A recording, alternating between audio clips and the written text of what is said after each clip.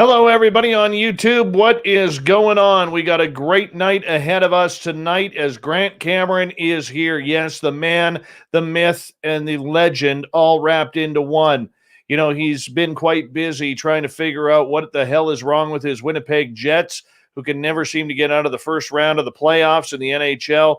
You know, at least his team made the playoffs. That's all I will say. At least they made the playoffs. But we're glad to have Grant here. It is another part of our extra coverage of the UFO stuff leading up to June 25th. And, of course, we're always happy when Grant is here. Before we bring Grant in, let's give a rundown of everybody who is in our chat room so far. SJ in the gold medal position. Race Fan takes home silver. The lovely and talented Ange from Australia is the bronze medal winner tonight. Thank you for joining us. Aiden, how you doing, man? Cosmic Fleur looking lovely tonight. Hey, Sultry Susie, how are you? Anthony, good to see you. Mickle in a Pickle and Jurassic Joey, thanks for coming on in. Hey, Big Bad Brian, good to have you here. The lovely Jenny Metz and the gorgeous Emily Bigelow, otherwise known as Alaska's greatest athlete, is here. The sassy Sandra has returned. Nice to have you here. Jeff Garvey, how you doing, buddy? Good to see you. And scrolling on down, we have the gorgeous Renee, Jay Breezy, Troy Cluche. Good to see you guys. Mama Susan, always a pleasure to have you here. And thank you for coming on in. The lovely Julie K. Luscious Jules is here. And the gorgeous, thank you for coming on in. Solar Warden, nice to have you here, my friend. Jack Heliquin, welcome to our chat room for the first time. Appreciate that. And Abe, nice to see you, my friend. Good to have you here. Grandmaster Z-Hut, where you been hiding lately, man? Haven't seen you in a while. It's good to have you back.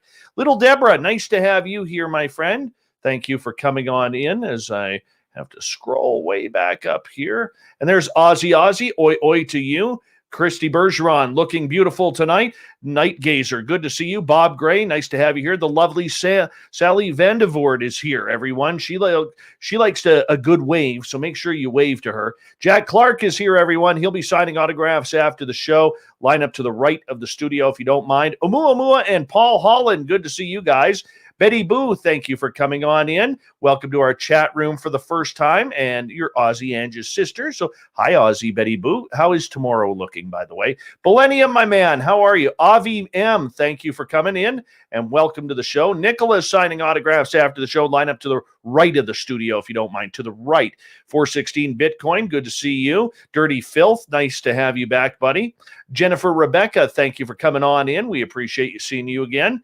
As we scroll on down, Brad Miller, Nick Callis, welcome. Glenn McEnroe, how are you? How's your Wimbledon titles doing? Beverly Holmes, thank you for coming on in. The Philip Blair is here, everyone. The Philip Blair, thank you for joining us, man.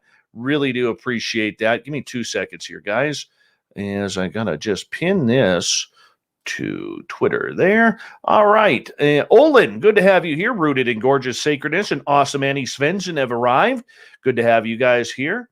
And let's see here. I said you. George Hernandez, good to see you. And Chris Mo from Austria. Foz for all, welcome to the show. And don't forget to hit that subscribe button. Little Davey Altman is here, everyone. Little Davey Altman has arrived. $5,900. And Lou Angeles, the unidentified celebrity review. Good to see you here. Bushi, nice to have you back, man. Sinister Vax, always a pleasure. Hi, Moosehead. Mark Ellens, thanks for joining us. Middle Child and my brother Eugene. How you doing, guys? And, man, we got a great show. Anthony Foster has arrived, everyone. Adam Hill, welcome to the show. Ozzy, sister, welcome back. And UFO Toronto, Marty Burback, good to have you guys here. Hi, Joe Smith, Typical Watch. Gabe, nice to see you again. Thank you for joining us. And the lovely and talented Manitoba Becky has arrived. She's from Brandon, and she is the Wheat Queen. Right there, the Wheat Queen. Yes, Invisible Night School, welcome to our channel for the first time. Thank you for joining us. Really appreciate that. Merle is here, everyone. Hey, G. West, thanks for coming on in. Michael Lastuca, Trust Divine Mercy. Thank you for joining us, man. I really appreciate it. I think we're caught up finally. Finally, we are caught up. Don't forget to give us a thumbs up, thumbs down, thumbs sideways. Hit that subscribe button if you are brand new. Hi, Double Tim. Nice to see you here. Hey, Kevin. Nice to have you back. And of course, the super chat is open. It's a great way to support what we do on this show on a nightly basis. Hi, Susan Roxvold. Nice to have you here. Let's get this thing going here in just 25 seconds because we got the man, we got the myth, and the legend all rolled into one. You can see how serious he is. That is Grant Cameron smiling on camera right now. Right now, he is fully smiling. And hi, Irish Lincoln. Good to see you. And we're going to get this thing going. Let's have a fun night tonight, everyone. Let's do this thing and let's make it happen, shall we? Let's have some fun. Here we go. 5 seconds. We own the night, everyone. Come out and rock with us starting right now.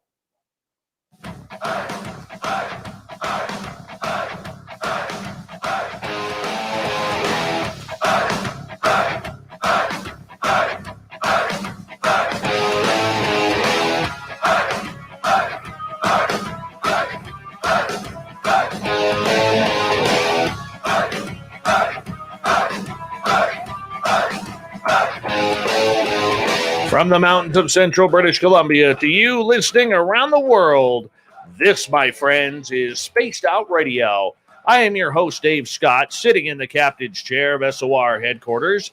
We welcome you to tonight's show on our terrestrial affiliates around North America, digitally on TalkStream Live, Revolution Radio, and KPNL. All of our archives are free by going to youtube.com/Spaced Out Radio. Just do me the favor, hit that subscribe button. You can follow us on Twitter at Spaced Out Radio and on Instagram at Spaced Out Radio Show. Our website is spacedoutradio.com, where we have a plethora of features for you, including rocking out to Bumblefoot and reading up on Captain Shirk's SOR Newswire. Tonight's show is brought to you by Chive Charities. Help make the world 10% happier by visiting Chive Charities today. You can find them on our website.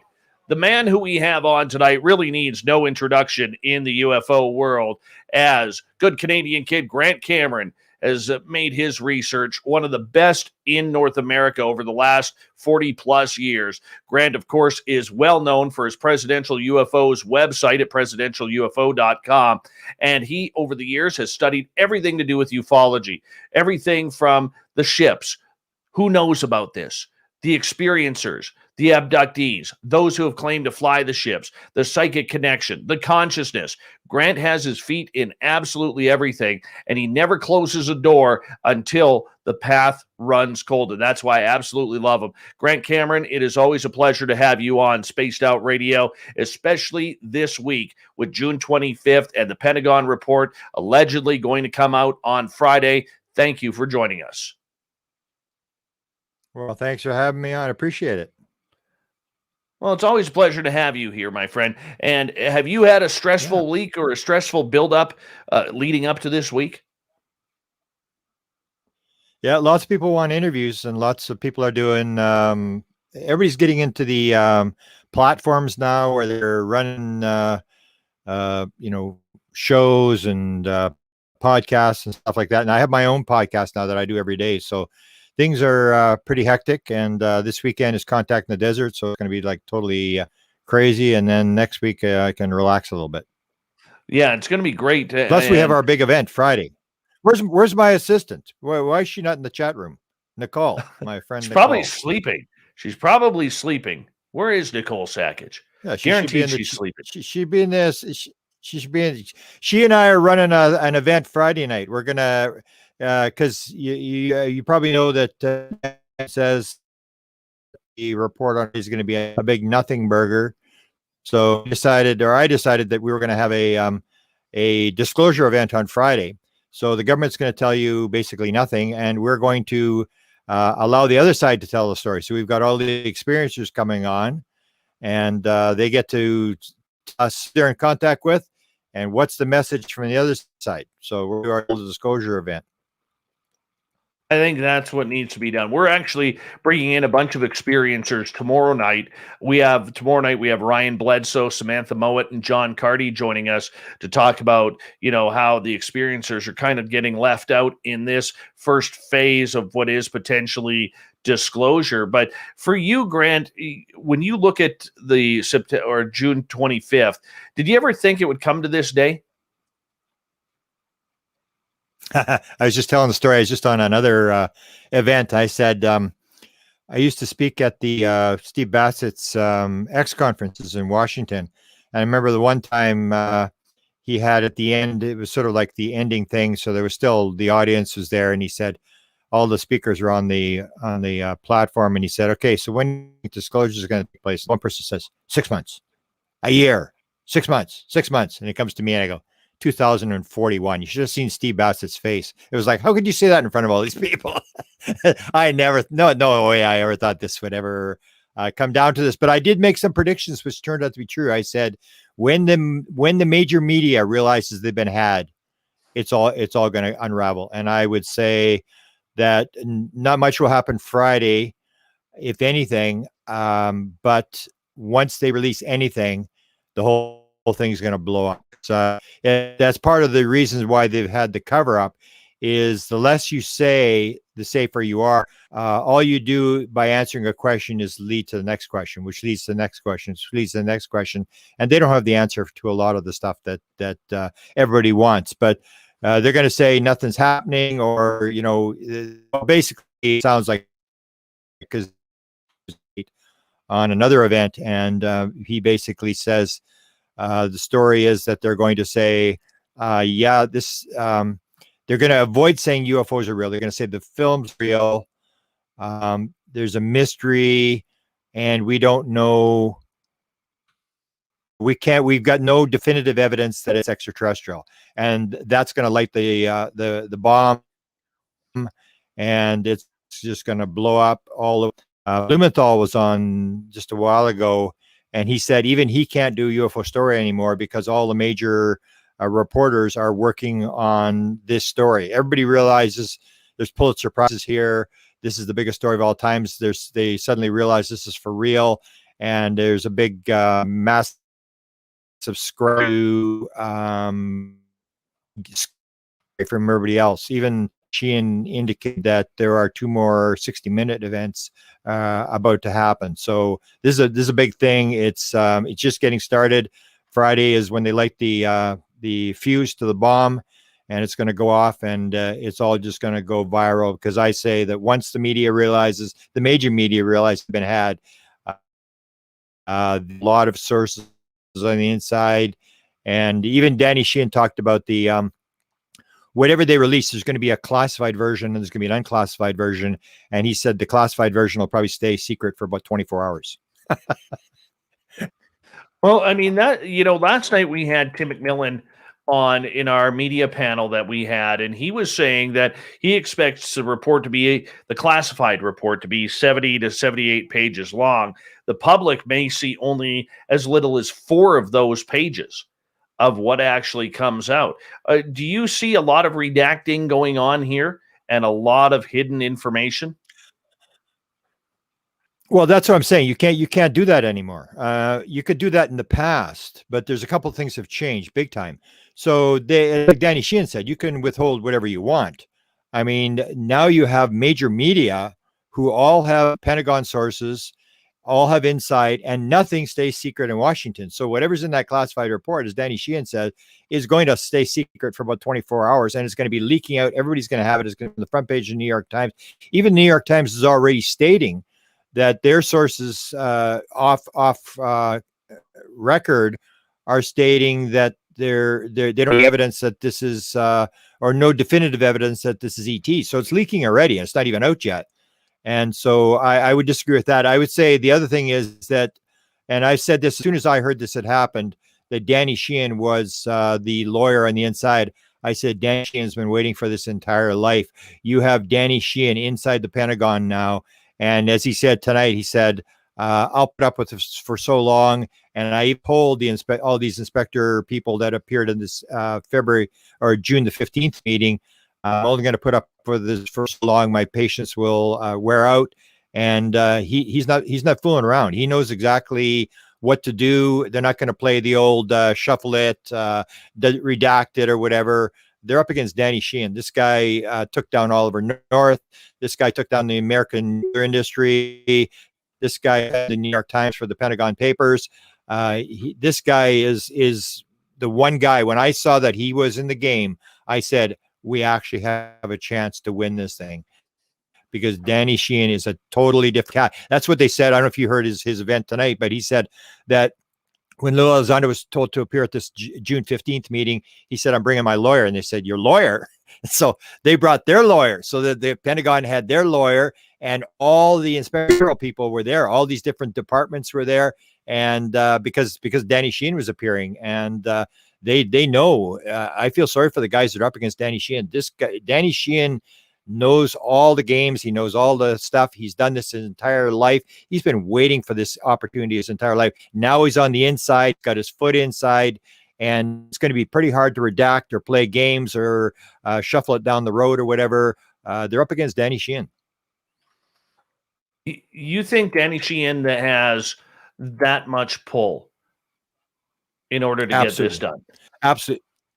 Absolutely. He's not gonna mess around. I mean, if you're even this thing where they said in this report, they said the same thing. They said, oh, we're going to we need you to keep it off the record. I know that was the same thing that happened at the University of Manitoba where I worked. It's like the governors, like the university, is you don't want to play this thing out on the front pages of the newspaper. So every time the university would fire someone or there'd be some sort of major discipline stuff, they would always buy out people and have a non-disclosure agreement to keep it out from people talking about it. And there was the talk when the same thing happened at Harvard University when they had these discussions where Max said, okay, they're just talking to me. They want to ask me some questions. And Danny said, baloney. And then he goes in there. And then they say, well, we're going to keep this off the record. You can't talk this. And then, no, he sent out this thing, and we're going to bring in all these people and stuff. And Harvard University went totally nuts because Danny doesn't keep anything secret. He's that, I'm not going to play that game. This is going to be on the record and going forward with this. And he's very open about the whole thing. Even he talked about, I don't know if you know his original case. That was the one where he went into the Carter administration to do a lecture to the top 50 people at JPL on the religious implications of extraterrestrial intelligence. That was Marcia Smith that brought him in, who was the sort of the head aerospace person in the Library of Congress. She was in classified reports for Jimmy Carter, one on extraterrestrials, UFOs, and so was brought in on that. And he went and told the whole story about how he'd seen the flying saucer on the microfilm at the Jefferson Building in Washington. And he said Marcia Smith to this day is still totally upset that he went and told everybody. And he said, well, that's what I do. I mean, so that's the thing. Danny is there. He's a different cat. He knows every game. He knows every trick in the book. And he's up against, the lawyers who think that they're going to play little games, but you're not playing the game with Danny Sheehan. He knows exactly how the game is played, and he knows exactly what not to put up with. And that's what he said, like, I'm going to put up with it for so long. I've got limited patience. And he told them straight to their face, we'll play this little game, because what they're doing right now is they're playing this game that we're not having an investigation. We're just going to have what do they call it? I can't remember the word they use for it. Not an investigation, a review or something. And he said, okay, we'll do that for a while, but we're going for I'm letting you know right now, we're going to move this from sort of a review to an investigation. And he told them right up front, this is where we're going with this thing. And they're trying to back this thing off. They can sidestep it with a review. We're just going to review the process. Is this kind of, is the government, could they do better in the future about dealing with this stuff? And then he said, no, we're going to review what you guys do over there. And so type of guy that's not going to take any sort of legal maneuvers to try to evade the subject. He knows exactly where to go. He knows exactly what we're going to try to do. And he's on the inside. And that is the key part. He's inside the Pentagon now, and they have to deal with him. It's not like he's sending him a letter and hoping for a reply. He's in there, and they've got, that's what he said. This meeting on the 15th, it was 4 hours long. They had this huge table with all these people there, and they brought in everybody. They even brought in the head guy, the guy that wrote the press release. Because when Danny went public, when they had this first went public, the guy immediately put out the and said, "Oh, we're going to do this review." And even Danny said, even that guy showed up at the meeting. So they know they're trying to figure out what they're going to do. They're trying to figure out how to walk around this thing. I don't think they're going to walk around Danny Sheehan, but I've asked him a number of times, do you think you can handle the inspector general? Because the inspector general is supposed to be independent, but we hear all these stories that they shuffle sexual harassment cases down around and stuff like that. And he said, well, we'll see. He just said to me, he said, well, we'll see what happens. I got to see who I'm dealing with and who, all this kind of stuff. I think seriously, if Danny Sheehan is on our side, we've got a very good chance to win. Danny Sheehan ain't walking away from the table. I'll guarantee you that. Yeah, when he's like an old hockey goon. He's like the Dave Semenko or the Dave Schultz of lawyers for the UFO field. And I don't think people fully understand that when Danny always loves dropping the gloves with the United States government. He loves it. He gets off on it. Yeah. He even said the thing where he said to Harvard when they tried, I can't remember I think he used a swear word, but when Harvard tried to do, and he said, do you understand who you're talking to here? That's Danny. It's like, they're going to play the game. That's what they did with Mac. We're just going to, we're not going to have any review. We're just going to do this this way. And Danny said, no, this is the way we're going to do it. We're bringing all these people in, and they're going, you're going to what? You're going to bring in a bunch of people. We're not going to have it. Sure. We're going to have a round table, and we're going to bring in all the witnesses. In Harvard, I know it's like university. It's like, no way are we having an open hearing where everybody's going to get to debate it. We don't want to debate it. We just want to use our procedures to shut this thing down. And that's what the Pentagon is probably going to try to do. But I just, no way I can see. Danny is on the inside. You have to remember that. He's not on the outside waiting to reply to a letter.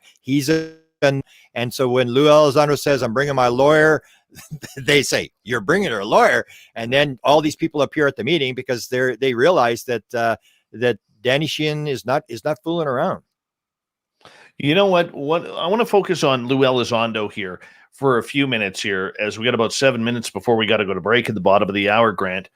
And, Lou has stated on numerous podcasts that there's going to be redacted pages. There's going to be top secret pages. Does that not contradict what Marco Rubio said going back to November, that said, we want this out in the public. We want this out in the open. The public has a right to know. And now we're hearing that 70 pages is going to turn into as little as 4 pages or as many as 20 pages that will be released to the public about the UFO phenomena. No, I think that they're all going to play the game, especially if you're on the Intelligence Committee. If you're chairman of the Intelligence Committee, there's no way you're going to say that I'm going to release all the top secret material. Even Danny said that you won't even see it for the first day. They're going to have it, and they're going to be reading the report themselves. But the Intelligence Committee is going to play the game. They have no idea what's going on. So if the Pentagon says to them, this is top secret, high classification, need to know, all this kind of stuff, I can't see any way that they would do it. But somebody's going to leak it. That's where the media comes in. Is everybody who's read the report is going to leak in it, and that's when it starts to take off. Is the explosive parts that they redact, whatever they want to do, somebody's going to leak it, and that's true. It's going to end up on, as Danny said, it's going to be on the front page in New York Times within 24 hours, and then they have to answer that question and another question. There's no way you can keep it secret unless you don't have the report. But once they got the report, it's just like a sieve. Everybody that reads it is going to be dropping the stuff, and that's just going to lead to more questions and more questions. And that's why I say it's going to blow up. This is just starting. That once people realize that they've really been had, every reporter is going to be going for a Pulitzer. They're going to realize this is the biggest story of all times. And that was the only thing that saved the Pentagon, is that the media wouldn't pick up on it. So they could play these little games. Like I'll tell you the story with Clinton. When Clinton, the story was that Webster Hubbell in 1997 in his book, Friends and Places, put in the fact that Bill Clinton had asked him to go look at who killed JFK and are there UFOs. Deborah Orrin from the New York Post, where Green Street is now, she went in there and she said, okay, is this what is true? And he said, we're not going to comment on that. And she said, is what Hubbell put in his book true? Is that true? And he said, we're not going to comment on what personal people put in their personal books.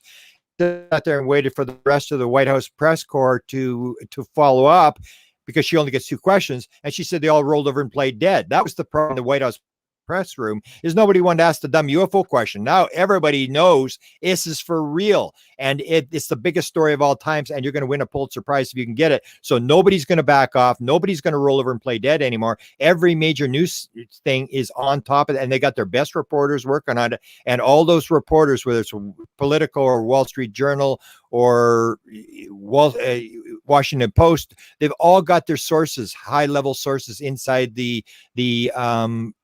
Pentagon, and those sources are going to be talking, and it's all going to leak out. So they can do whatever they want. Nothing's going to stop. This is the beginning of the end. It's all just going to unravel very, very quickly, and you're going to see a lot of stuff come out. Cameron is our guest tonight on Spaced Out Radio. We got just over 3 minutes here, Grant. You know, with Lou and that information that's going to come out, do we expect to see a new face take over ufology the way that Lou Elizondo has been? Because I'm going to be honest with you, the guy is looking tired. I say Lou Elizondo is just the sixth Messiah. I wrote the book Managing Magic. I talked about 5 Messiahs. Lou is the sixth. He will be crucified like the rest of them. The Messiahs do not last in the UFO community. I mean, they have their day in the sun, whether it's DeLong or Bill Moore or Stephen Greer, where these guys at one point walked on water as well. And there's going to be something that will take it down. It's a very cruel world, the UFO world, and so I mean, it's a tough game, and I just think that he's running. Maybe should run for Congress right away, so he cashes in on this. But there's going to be, the UFO community is pretty brutal. You know how it works. There's going to be, someone's going to find something and they're going to unravel it. And it's, yeah, I don't know. It's, to me, I think he's been picked like all. It's going to be, yeah, it's going to be interesting. But I still see the whole thing unraveling different than other people do. People think this is happening by chance. I say, I'm doing Beyond Managing Magic. With 2018, I pulled the book at the very last minute in the final edit, and I'm now going to re-release it. That'll be my 5th book on this subject. I say this has been going on forever. It's the same game they've always played. It's like Bill Moore. They came to Bill Moore in 1980 and he said, "Hey, we're from the government. We're disgusted with how it's going. We want this story out, and we're here to help you." It's the same story.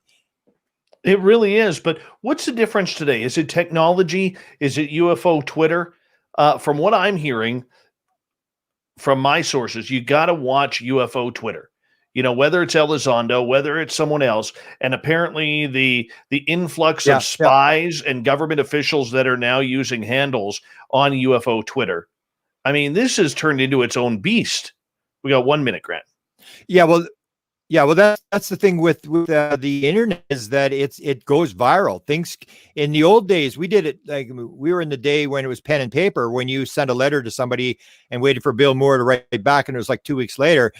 Everything happens instantaneously, and it's the overwhelming amount of material and publicity that can be produced in minutes on the internet. Things stay secret for that. That's what they're up against. This very viral community that will move. But the big thing is always going to be that the major media realizes they've been had, and they're no longer going to play the game and just sort of laugh it off. Well, we're going to see what happens. As Grant Cameron is our guest tonight on Spaced Out Radio. We got him for another 2 hours here on the big show, where we're talking UFOs all night long, where we get into everything from June 25th to who are the players in today's game, because there's a lot of teams and sects that have kind of come together here. Who do we follow? Where are we going to get the right information? Guarantee you that Grant knows. Spaced Out Radio with myself and Grant Cameron, legendary researcher, next on Spaced Out Radio. Stay tuned.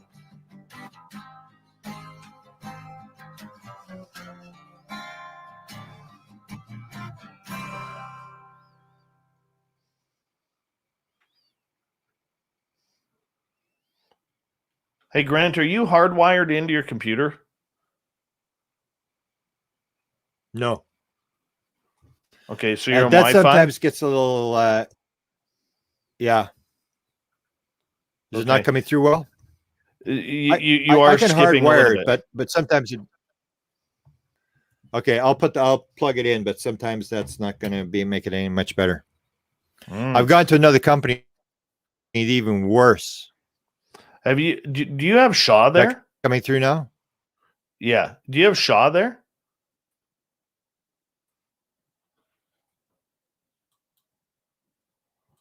See if that works. Give me 2 seconds, Grant.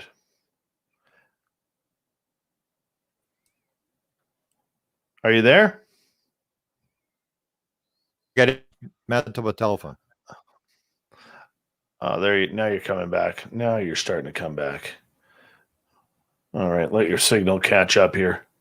Yeah, I'm Yeah, I don't have a. That's almost worse. Grant, I'm going to get you to step out and then step back in. Okay? So close it out and then we'll reopen the window.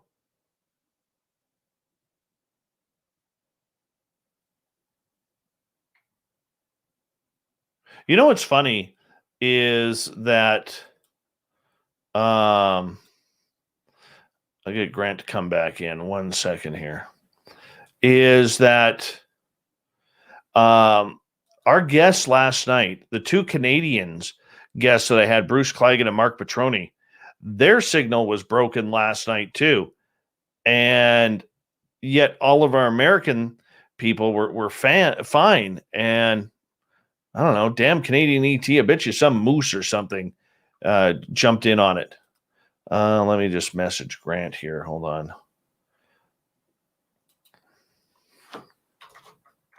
Up, back in,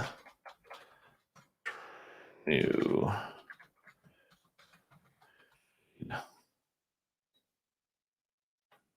All right. Hi, Murray F. Hi, John. Ross Lambda, good to see you. Open-minded Clarity, thanks for coming on in. The gorgeous and talented Kira. Let's see here. Little Davy Altman again.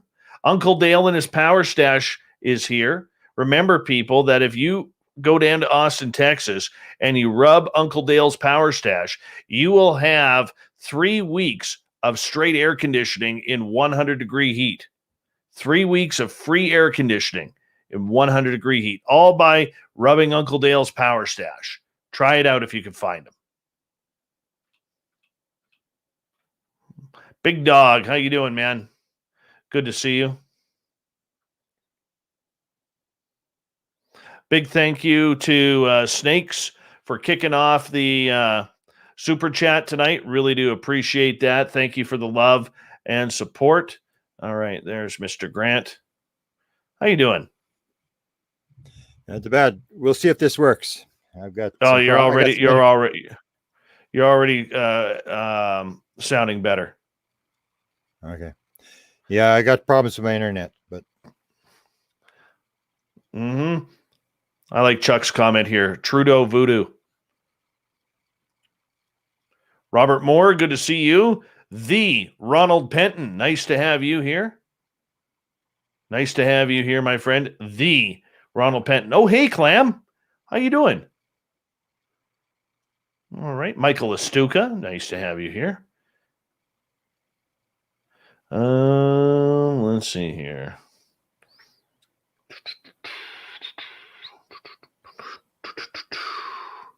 Yes, my favorite rock band is Guns N' Roses. Yes, I love my GNR. Mighty. Is it Mighty? M-A, is it a silent J? Or is it a Y type sounding J? Mighty? Because I don't think it's Majdi. I'll let you. Mighty? I think it's Mighty. Justin, how you doing? Oh, it's a G.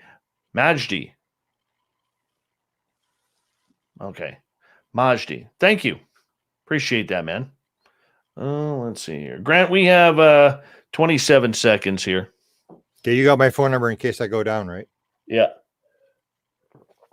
I got my phone. We'll be fine. I wouldn't bet on it. I have faith. Unlike my Canucks, I have faith. And for the record, the Jets did make it out of the first round. They beat the True McDavid and his buddies there, but they kind of.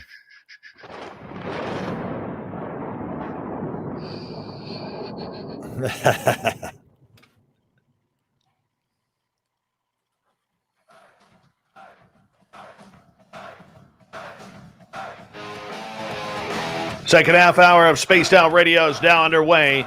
My name is Dave Scott. Thank you so much for taking the time to join us. Really do appreciate earning your listening ears. Want to remind you that if you miss portions of this show or others, check out our free archives by going to youtube.com/Spaced Out Radio. Do me the favor, hit that subscribe button. Our website is spacedoutradio.com, where we have a plethora of features for you, including rocking out to Bumblefoot and reading up on Captain Shirk's SOR Newswire. Follow us on Twitter at Spaced Out Radio and on Instagram, Spaced Out Radio Show. We continue on with Grant Cameron tonight.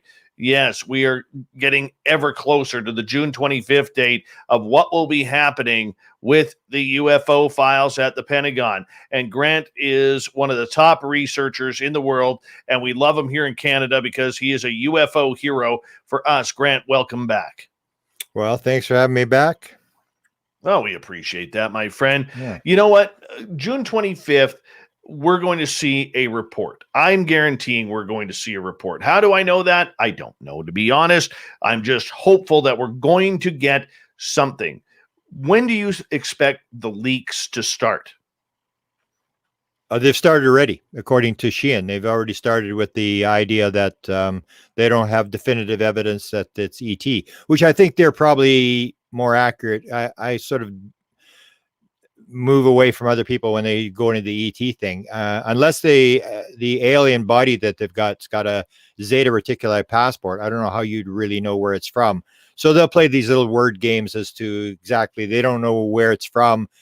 And Sheehan seems to be claiming that they're not even going to admit that the UFOs are real. They're going to say the videos are real, but the UFOs, because that leads to question. So, yeah, no, I've forgotten your question. The leaks, the leaks, it starts to accelerate. There's going to be a leak, which will lead to another question, which will lead to another leak, which will lead. It's like a viral thing. It's like Watergate. It's like the Trump investigation or stuff like that, where it just picks up steam and it just keeps going and going. And every newspaper is outdoing the next newspaper, leaking stuff, breaking stuff.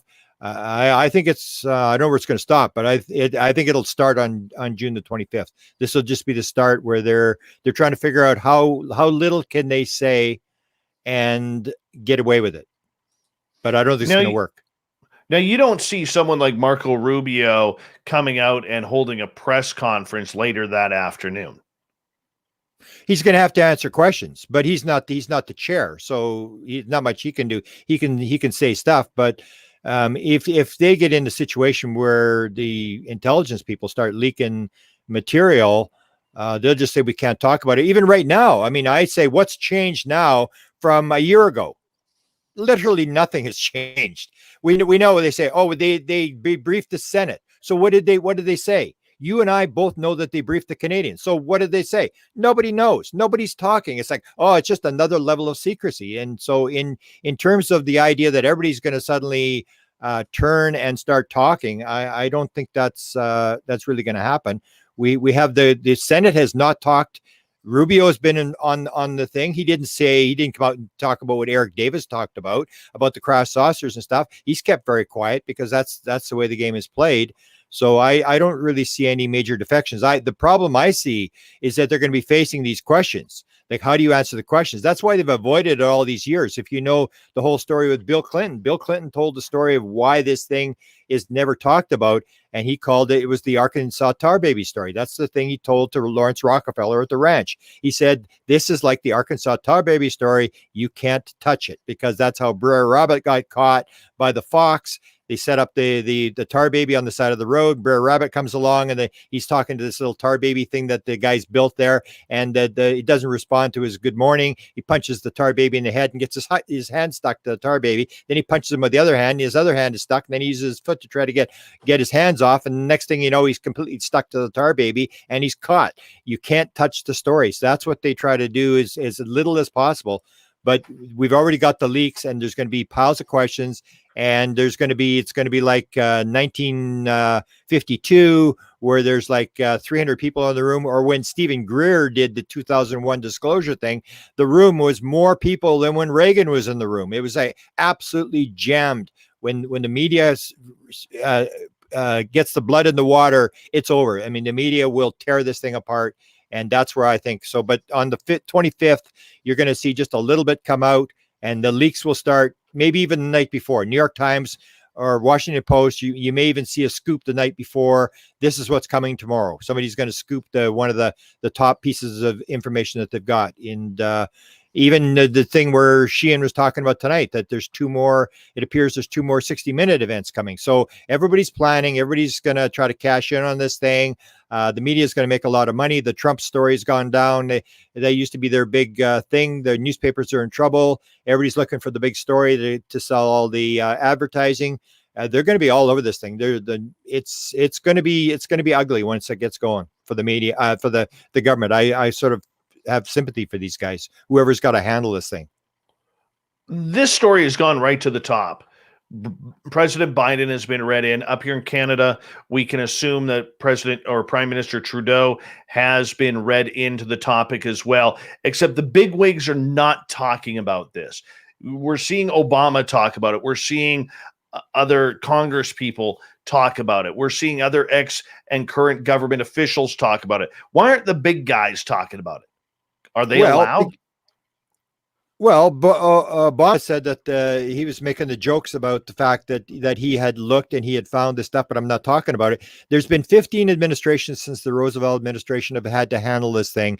Every single administration, there's been 8 Democrat, 7 Republican, and every single one of them has done exactly the same thing. And all the Secretary of Defenses have done the same thing. All the CIA directors have done the same thing. And that indicates that behind the scenes, they believe there's a justified reason for why the secrecy is being withheld. Otherwise, somebody would have bailed out and gone rogue. Nobody's gone rogue, which indicates that there's a justified reason. That's why I wrote an article about 15 years ago called The 64 Reasons They Decided Not to Tell You the Truth. And I looked at all these potential reasons. Why are they keeping it secret? Why is the president not talking about it? Why are they walking around this thing? And what I was trying to figure out is, if you take a look at the guys who are very vocal about it, one was Gerald Ford. He was very vocal because he was the congressman in the Michigan area where the swamp gas thing happened, and it was very embarrassing, and he was under a lot of pressure from media, and that's how it works. When the media gets on your case, then you got to do something. And he said, we should not only have a congressional investigation, we should take all the military people, put them under oath, and force them to tell us what's going on. He was just furious. And when he got to the White House, he never used the word UFO ever in the White House. Completely shut up once he got there. Same thing happened to Jimmy Carter. I've actually got the audio tape of Jimmy Carter talking to the National Enquirer, where he makes the famous statement, if I become the president, I'm going to release all the material, all the UFO files, except for the classified weapon stuff. And that's the whole thing. That's this classified, where the Rubio is going to come in and rat out, the United States top secrets. He's not gonna do that. And Jimmy Carter went into the White House, and he didn't use the word UFO once when he was in the White House. He did it before he was president. He did it after he was president. But when he was in the White House, he didn't do it. So what I would with the 64 reasons is to try to look at, how did they flip Jimmy Carter? How did they flip Gerald Ford? How does the president be very vocal on UFOs, and he's very pro UFO, and then he gets in and he doesn't do anything? And that comes to this whole idea that there are things in there that lock the president in where they come to him almost like Jim Semivan. When Jim Semivan had the beings come into his room, and I've told this story many times before, and I think I heard it from a pretty good source, that he had the beings in his room with his wife And the next morning he went to Ron Pandolfi at the CIA and he said, I had these beings in my room. I need to know what's going on. And Ron said, you don't have a need to know. And he said, I don't have a need to know. You bring your boss's boss in here. We'll see who doesn't have a need to know. And supposedly they brought in the head of the CIA and he said to him, Jim, pretend it's a one-off. Leave it alone. It'll ruin your career. Do not touch this subject. And I think they say the same thing to the president. It's the whole idea is one question. If you say one thing, Dave, it leads to another question, which leads to another question, which leads to another question. And I maintain they do not know a lot of the stuff. If there's a conference happened a couple of weeks ago where Hal Puthoff was there. Hal Puthoff, and they were having these chats on lines with people and stuff. And one of the comments Hal had made to someone, isn't it the interesting thing is how does the UFO, when you get a case where the UFO is 30 feet across and the guy goes into the UFO and it's the size of a football field inside. That's the kind of stuff. Anybody tells me the government knows what's going on about that kind of stuff, they haven't got a clue. They understand, yes, we have, or I asked Jacques Vallée. I did the interview with Jacques Vallée about a month ago. And I asked Jacques Vallée, Jack, did you actually have that meeting back in the Denny's restaurant in the 1980s? And he said, yeah, we had the meeting. The meeting happened between him and Hal Puthoff and Kit Green from the CIA. And what they tried to determine was, what do we know for sure? There's a bunch of garbage floating around in the UFO community because Bill Moore and all that stuff was going around and Richard Doty was running around. What do we know for sure? They came up with what's called the core story. We are being interacted by some sort of intelligence. We have hardware and we can't and we're doing very poor at the back engineering of the hardware. That I don't think has really changed. That's what Eric Davis said. He said when he put down the Lazar story, he said Lazar's full of it. The stuff isn't even held at it's not even held at Area 51, and they haven't worked on the program since 1989. Well, that was when Lazar was there, and then George Knapp talked about this. They take it off the shelf every 7 or 8 years. They look at it, and they still can't figure it out and put it back up. The idea, everybody thinks that the government is like our big brother, and everybody's like Santa Claus. Everybody's waiting for Santa Claus to give us a toy, give us some new stuff. The government will maintain there may be one person or 3 people or 10 people that know, but they're way up there where nobody can even know where they are. There's an assumption that's made that the government knows all this sort of stuff. And I always tell the story that I was a facility manager at the University of Manitoba. And at one point I ran 23 buildings and I had the keys to everything. I had keys that would open 10,000 doors. I had the president's office key. I had the vice president, 8 vice president's offices. I had human resources. I had payroll. I had all the keys to everything. And I left 6 months before a major buyout. If I really knew what was going on, do you think I would have left early? The fact that you are inside the government does not mean you know anything. This stuff, the way I believe that it probably works is you have one person in every agency that moves the material up towards the top. And there's only one person read in the Air Force, from one and then Navy, and this sort of stuff, and it moves up. And you will not know if anybody's got the answer up top. And even the president, how's the president? That's what they said to Barack Obama. Did they withhold the stuff from you? And he said, no, they didn't. I was able to find it, but was he able to find out the whole thing? And does anybody know all the answers to what's going on? Or do they know just a little bit? They may know the core story. Yes, we have been visited by something. The UFOs are real. Those videos are real. And we've got hardware, and we just can't figure this whole thing out because it's so far advanced from what we've got. And that comes down to 64 reasons. If you start to empathize with the government, you start to realize that there may be very legitimate reasons why they're withholding it. Or I'll give you another example. We were talking to Dr. Eric Walker, who was a co-developer of the homing torpedo, was chairman of the board of the Institute for Defense Analysis, top military think tank. We were bugging him. Tell us, you're an old man. Tell us what's going on, because he knew exactly what was going on. He'd been there in 47 when it all started. He said, look, you admit to me, it's just your curiosity. That's all it is. That's all you want. You're curious. And then he said to us, why should we change the rules to satisfy your curiosity? And he was right. Majority of this is just curiosity. It's just people who've got nothing better to do. There's nothing on TV. They used to, in the beginning of the 20th century, we'd go out and channel, or we'd go out and do mediums and talk to dead people with mediums and seances and stuff like that. For a lot of people, this is just curiosity. We just want to know. We just want to know what's going on. And what did Bush say to Jimmy Carter in the president-elect briefing? Curiosity is not sufficient need to know. We don't care if you want to know. They're into the thing. They've got all these weapons, all these threats, potential threats, the evil Chinese and the evil Russians and the evil Japanese and all. There's a million threats all over the world. And we don't really care whether you want to know how our weapons work. We're trying to protect the United States of America from all the evil guys around the world, and we will keep this secret. So curiosity is not sufficient need to know. Brent, the narrative that is going on is really vanilla compared to what stories you have heard, I have heard, the research that we in the UFO community have done. What's your thoughts on the narrative moving forward here? Because to this point, I believe with the lack of interest at the beginning from the media to the way the media really has fumbled and jumbled this ball that they've been handed about the UFO story. And I don't think that there are a lot of reporters, mainstream, that have covered this story very well. But that plays right into the government's narrative hands. They knew this was going to happen with the MSM. They knew they were going to catch the mainstream media off guard with this story. Is the media doing its job to try and bring the narrative out, or is the narrative too far gone that the media won't be able to catch up? No, I disagree with you on the media. I think the media is doing an excellent job. They just started. You got to remember, a couple of years ago, the media didn't even believe this thing was real. I'll give you an example. People don't realize how planned this whole thing was. So Chris Mellon, I was on Coast to Coast in 2016 promoting my book, UFOs, Area 51 and Government Informants. The third hour of that was Chris Mellon. Chris Mellon had just been interviewed by Leslie Kane for Huffington Post. And so Mellon comes on and George says to him, so what do you think about what Grant's saying about the government's leaking this stuff? There's people inside the government that want this out. Nah. If that was happening, I would have known about it. And then a year later, suddenly he's in this meeting with Lou Elizondo and Hal Puthoff and Jim Semivan and Leslie Kane, and they sit there for 4 hours and they produce all these videos and stuff like that. I think that the media had no clue. Nobody believed it.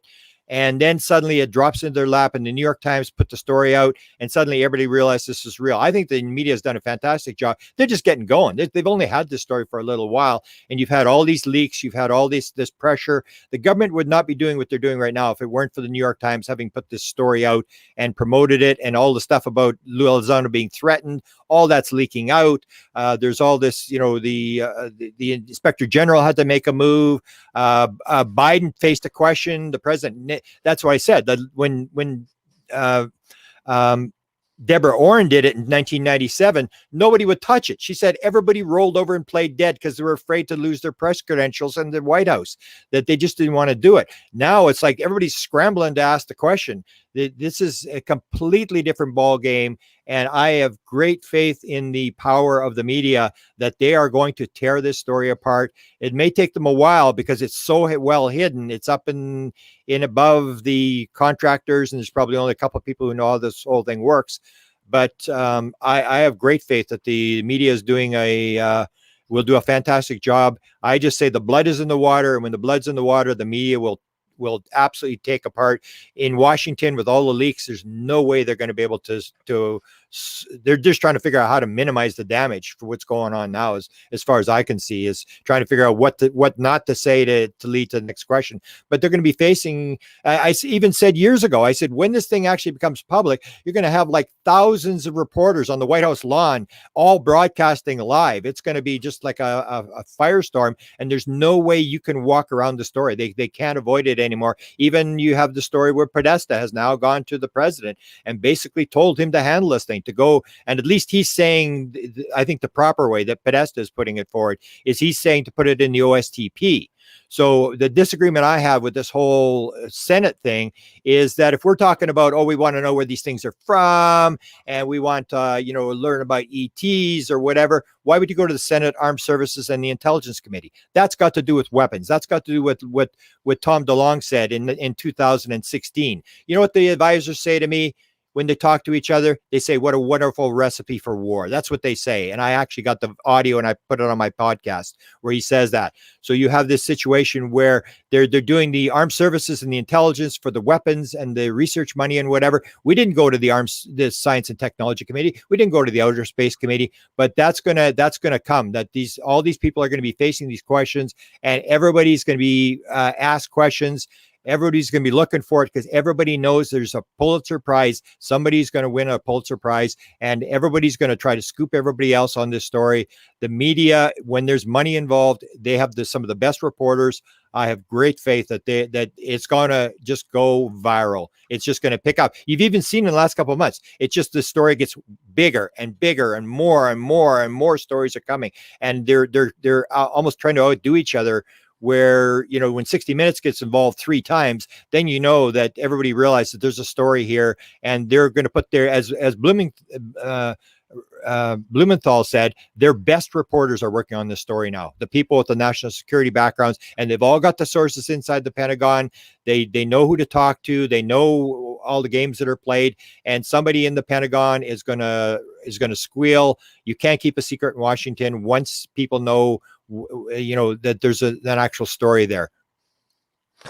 Grant Cameron is our guest tonight on Spaced Out Radio. We had 3 minutes before we got to go to break at the top of the hour. And Grant, I'm curious for you as we see this ball rolling, and it is gaining speed, rolling down the hill, and it is looking good. It's feeling good, but I still wonder if the narrative that is being played by the government is really to keep the public at bay, because the way I was told by somebody recently is that there are 3 phases to this thing. The first phase was to get it out there, which they did. Okay. Let me ask you first before we go to break. I mean, what narrative do you say the government's putting out? I don't think the government's putting out anything. I think they're playing total defense now. They got ambushed by this whole thing. They have no clue. That's this whole deal. When Lou Elizondo went rogue, this guy threatened them. We're taking you down, man, because you broke ranks here and you went out there. So I don't know what narrative you're talking about. I don't think the government's playing a narrative. They may have been leaking. I say there's people in the government. So when Leslie Kean gets the phone call and says, come to Washington, and she goes there, and Lou Elizondo's in the room, and Jim Semivan's in the room, and Hal Puthoff's in the room, and Chris Mellon's in the room, they're dropping it. But that's not the government. That is people. They're all retired guys. And it's like Tom DeLonge. When Tom DeLonge first got sent to Washington by Lockheed Skunk Works, he went to these 2 guys in this room, and they said to him, things like this do not happen at the White House. They do not happen on the Hill. They happen when people like this behind tables decide to take the football and move it down the field. This is people inside the government who are pushing this narrative out. Inside the government, there's going to be a lot of people. You're going to have this Collins elite people that are going to try to stop it. You're going to have the military people who want the secrecy to keep going. There's all these battles inside the government. The government is not unified. So I'm not really sure what narrative that you think the government's putting out. I think they're playing total defense now. They have no idea what to do. They're just trying to minimize the damage because it's all falling apart on them. I can see where you're going with that, but here's the thing. I think there's a bigger picture when I say narrative, because look, it's all about UAP. What is getting into our airspace? That's phase 1. Phase 2 is admitting that it's not Russia. It's not China. It is something anomalous. It's not of this world. That's phase 2. Later on down the road, they'll switch to phase 3, which is the ETs are here, or the extra dimensionals, or the interdimensionals, or whatever. But where I would disagree is I would say Elizondo put that narrative out. Elizondo, Chris Mellon, Jim Semivan, and Leslie Kean and Hal Puthoff were in a room. And for 4 hours, they told the New York Times, they give them the videos. Those videos were out over 4 weeks before Tom DeLonge went public. They were already in the public domain. They had come through the Pentagon parking lot.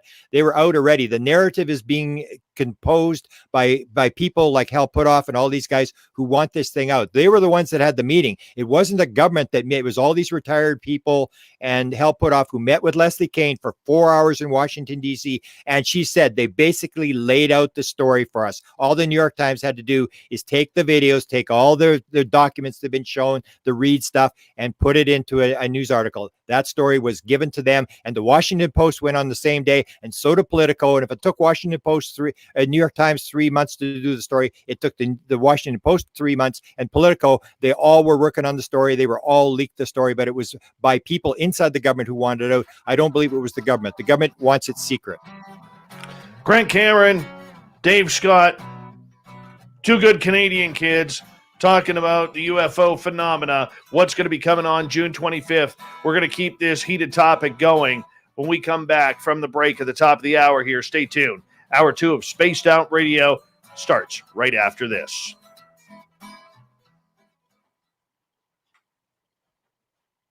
All right, Super Grant. Okay. Appreciate how many minutes we got? We got 6. Okay. All right, Good. Be right back.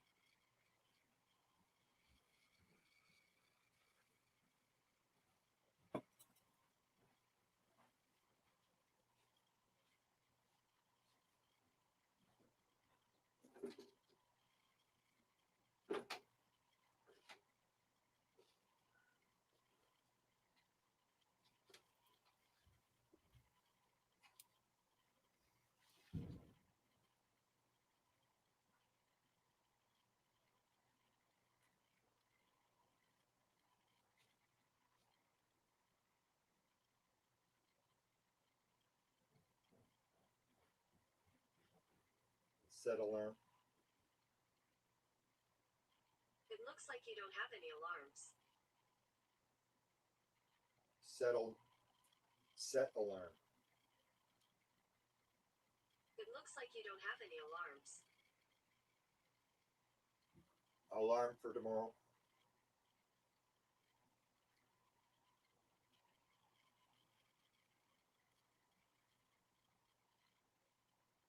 You can do that in the app.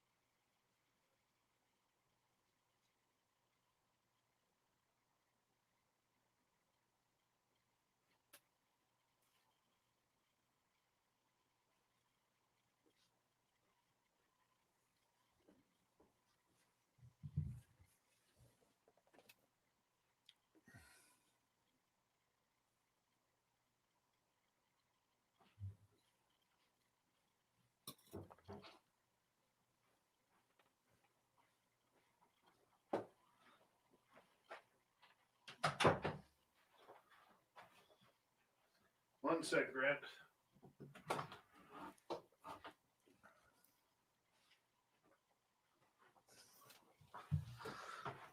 Just had to open my studio window. It's getting warm in here. Okay, very back.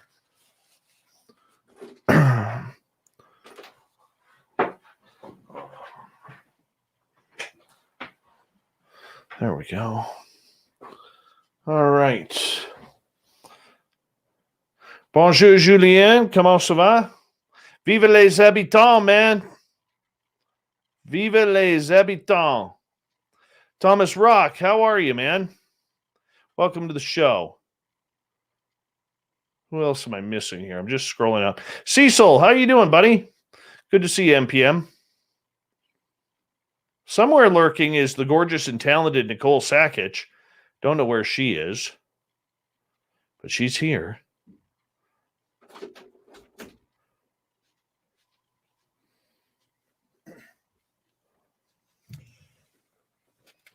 Nicole Sakic is doing Disclosure on Friday.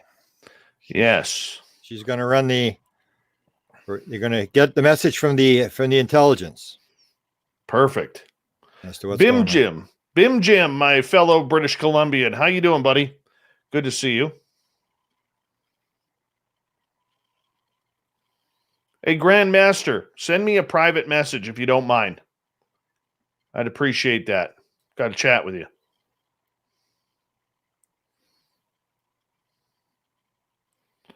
All right. How about them Habs tonight? Kamloops real estate team. How you doing, buddy? Good to see you back. It is warm up in Canada. It was where I am. It was about 85 degrees today. This weekend and throughout next week, it's supposed to get into the 100 plus if you're in the U.S. Certain areas south of me are going to be 40 to 42 degrees. Yes, it does get that warm in British Columbia. We got 10 seconds left here. Big thank you to Gorgeous Jules, Aria, Marty, Big Dog, Jenny, and Snakes for the super chats. It's a great way to support what we do on this show on a nightly basis. Thank you for the super chats, and hit that subscribe button if you are new. We'd appreciate it. Here we go. You're listening to Spaced Out Radio with Dave Scott. Follow Dave on Twitter at Spaced Out Radio and on Facebook, Spaced Out Radio Show. Here we go with hour number 2 of Spaced Out Radio tonight. My name is Dave Scott. Thank you so much for taking the time to join us. Really do appreciate earning your listening ears wherever you are on this beautiful planet we call Earth. Want to say hello to everyone listening in on our terrestrial affiliates around North America, digitally on TalkStream Live, Revolution Radio, and KPNL. All of our archives are free by going to youtube.com/Spaced Out Radio. Just do me the favor, hit that subscribe button. The Desert Clam has set the password for tonight in the SOR Space Travelers Club. Meta-analysis. Meta-analysis is your password. Use it wisely, space travelers, as the Clam sets the password each and every night right here on Spaced Out Radio. Our website is spacedoutradio.com, where we have a plethora of features for you, including rocking out to Bumblefoot and reading up on Captain Shirk's SOR Newswire. Follow us on Twitter at Spaced Out Radio and on Instagram, Spaced Out Radio Show. We continue on with a great topic of discussion for tonight, UFOs, June 25th. The legendary Grant Cameron is here. Grant, welcome back. Thanks. Let me make one more point about this government thing. The Lou Elizondo resigned in the morning on October the 4th. The meeting with the New York Times was in the afternoon. Chris Mellon had not worked for the U.S. government since 2004. Bill Moore's number one source, the Falcon guy, was retired DIA or probably, I think it was DIA, but retired DIA guy. All these people are retired. So there was nobody actually in the government that made the leak. It was all done by Semivan was retired. Mellon had been retired for almost 2 decades. Elizondo just retired. That's the game that you see they play, this plausible deniability that people leave the government and then suddenly they are able to talk. That's what they said to Jim Semivan, or that's the story I heard, that Jim Semivan was told, leave it alone. And then I was told that the day he retired in 2008, he was actually briefed on what was going on and went into and Kit Green also said the same thing to Richard Dolan, is that you don't really have a high security clearance when you're in the government. But when you leave the government, that's if you're going into a contractor, that's when you actually get the clearance to actually know what's going on. So, Nicole has entered our chat room. It's official. Well, there Nicole you go. has entered our chat room. We There can you now go. restart the show and get it going properly now. Thank you, Nicole, for joining us. Really appreciate you. All right, Grant, the hype around UFOs. Yeah. Are they real? Are they ours? Are they theirs? The one thing, I had a talk with somebody in the media, and we brought this up during our media panel last Yeah. night. What would be the consequences in the media and let's say the government in general, if Chris Mellon and Lou Elizondo, who have been the faces of this to the mainstream, all of a sudden stopped using the words Russia and China? Yeah, I that always confuses me because Sheehan was again tonight saying, this thing about they're still pushing this narrative about Russia and China. I still don't understand why Lou Elizondo they're still on this threat thing.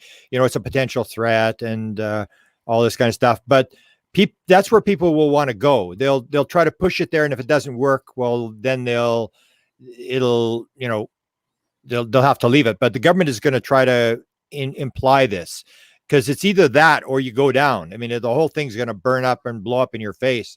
So this Russia-China thing is it's just another example of the fear that this is all based on fear. It's all based on the military threats. Everybody's our enemy. It's us versus you. The message of the beings is always the oneness message. So the China thing, it's just, I mean, it's a total joke. It's like, now we're even off UFOs. We're really starting to hammer China. And I remember in a couple of years ago, or even last year, the QAnon people were saying to me, "Oh, China is on the Canadian government border and they're about to invade the United States." And I went, "Seriously?" And they said, yeah, it's for sure. And I said, "Well, no, I live on the Canadian border. Let me guarantee you, China's not on the Canadian border about to invade." And it's the old idea, like we can build an enemy. So there's always these straw, things that we build. China has one base outside of China. One base. The United States has 800 bases outside the United States of America. And yet China is this big threat that they're going to, come in and take over the world and stuff like that. So these things get thrown around. They're probably still going to throw around the drone thing. And I just don't understand because I hear one thing where, Jim Sheehan is saying that they don't believe the threat thing. They're upset about the threat thing. And yet they come back out and they're on the threat thing. Almost like John Alexander said that when they did the 1980 thing, when they were trying to get the money for their program, this Advanced Physics Theoretical Working Group, he said, we use the threat thing too, because if you don't do the threat thing, you're not getting any money.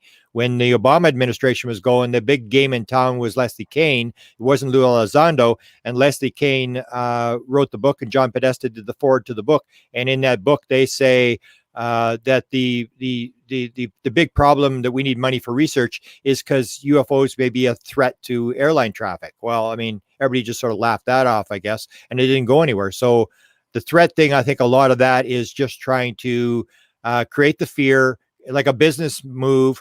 We got a cure to cancer. We're going to create a need, and we're here. We're the guys that will solve your problem. You become the sheep. We become the shepherd, and we take your money. And that's just the way it is. I mean, that's how it works. Where do they want this to go in the real life world? What do they want to happen in the public eye? Who's they? Who are you referring to? The government.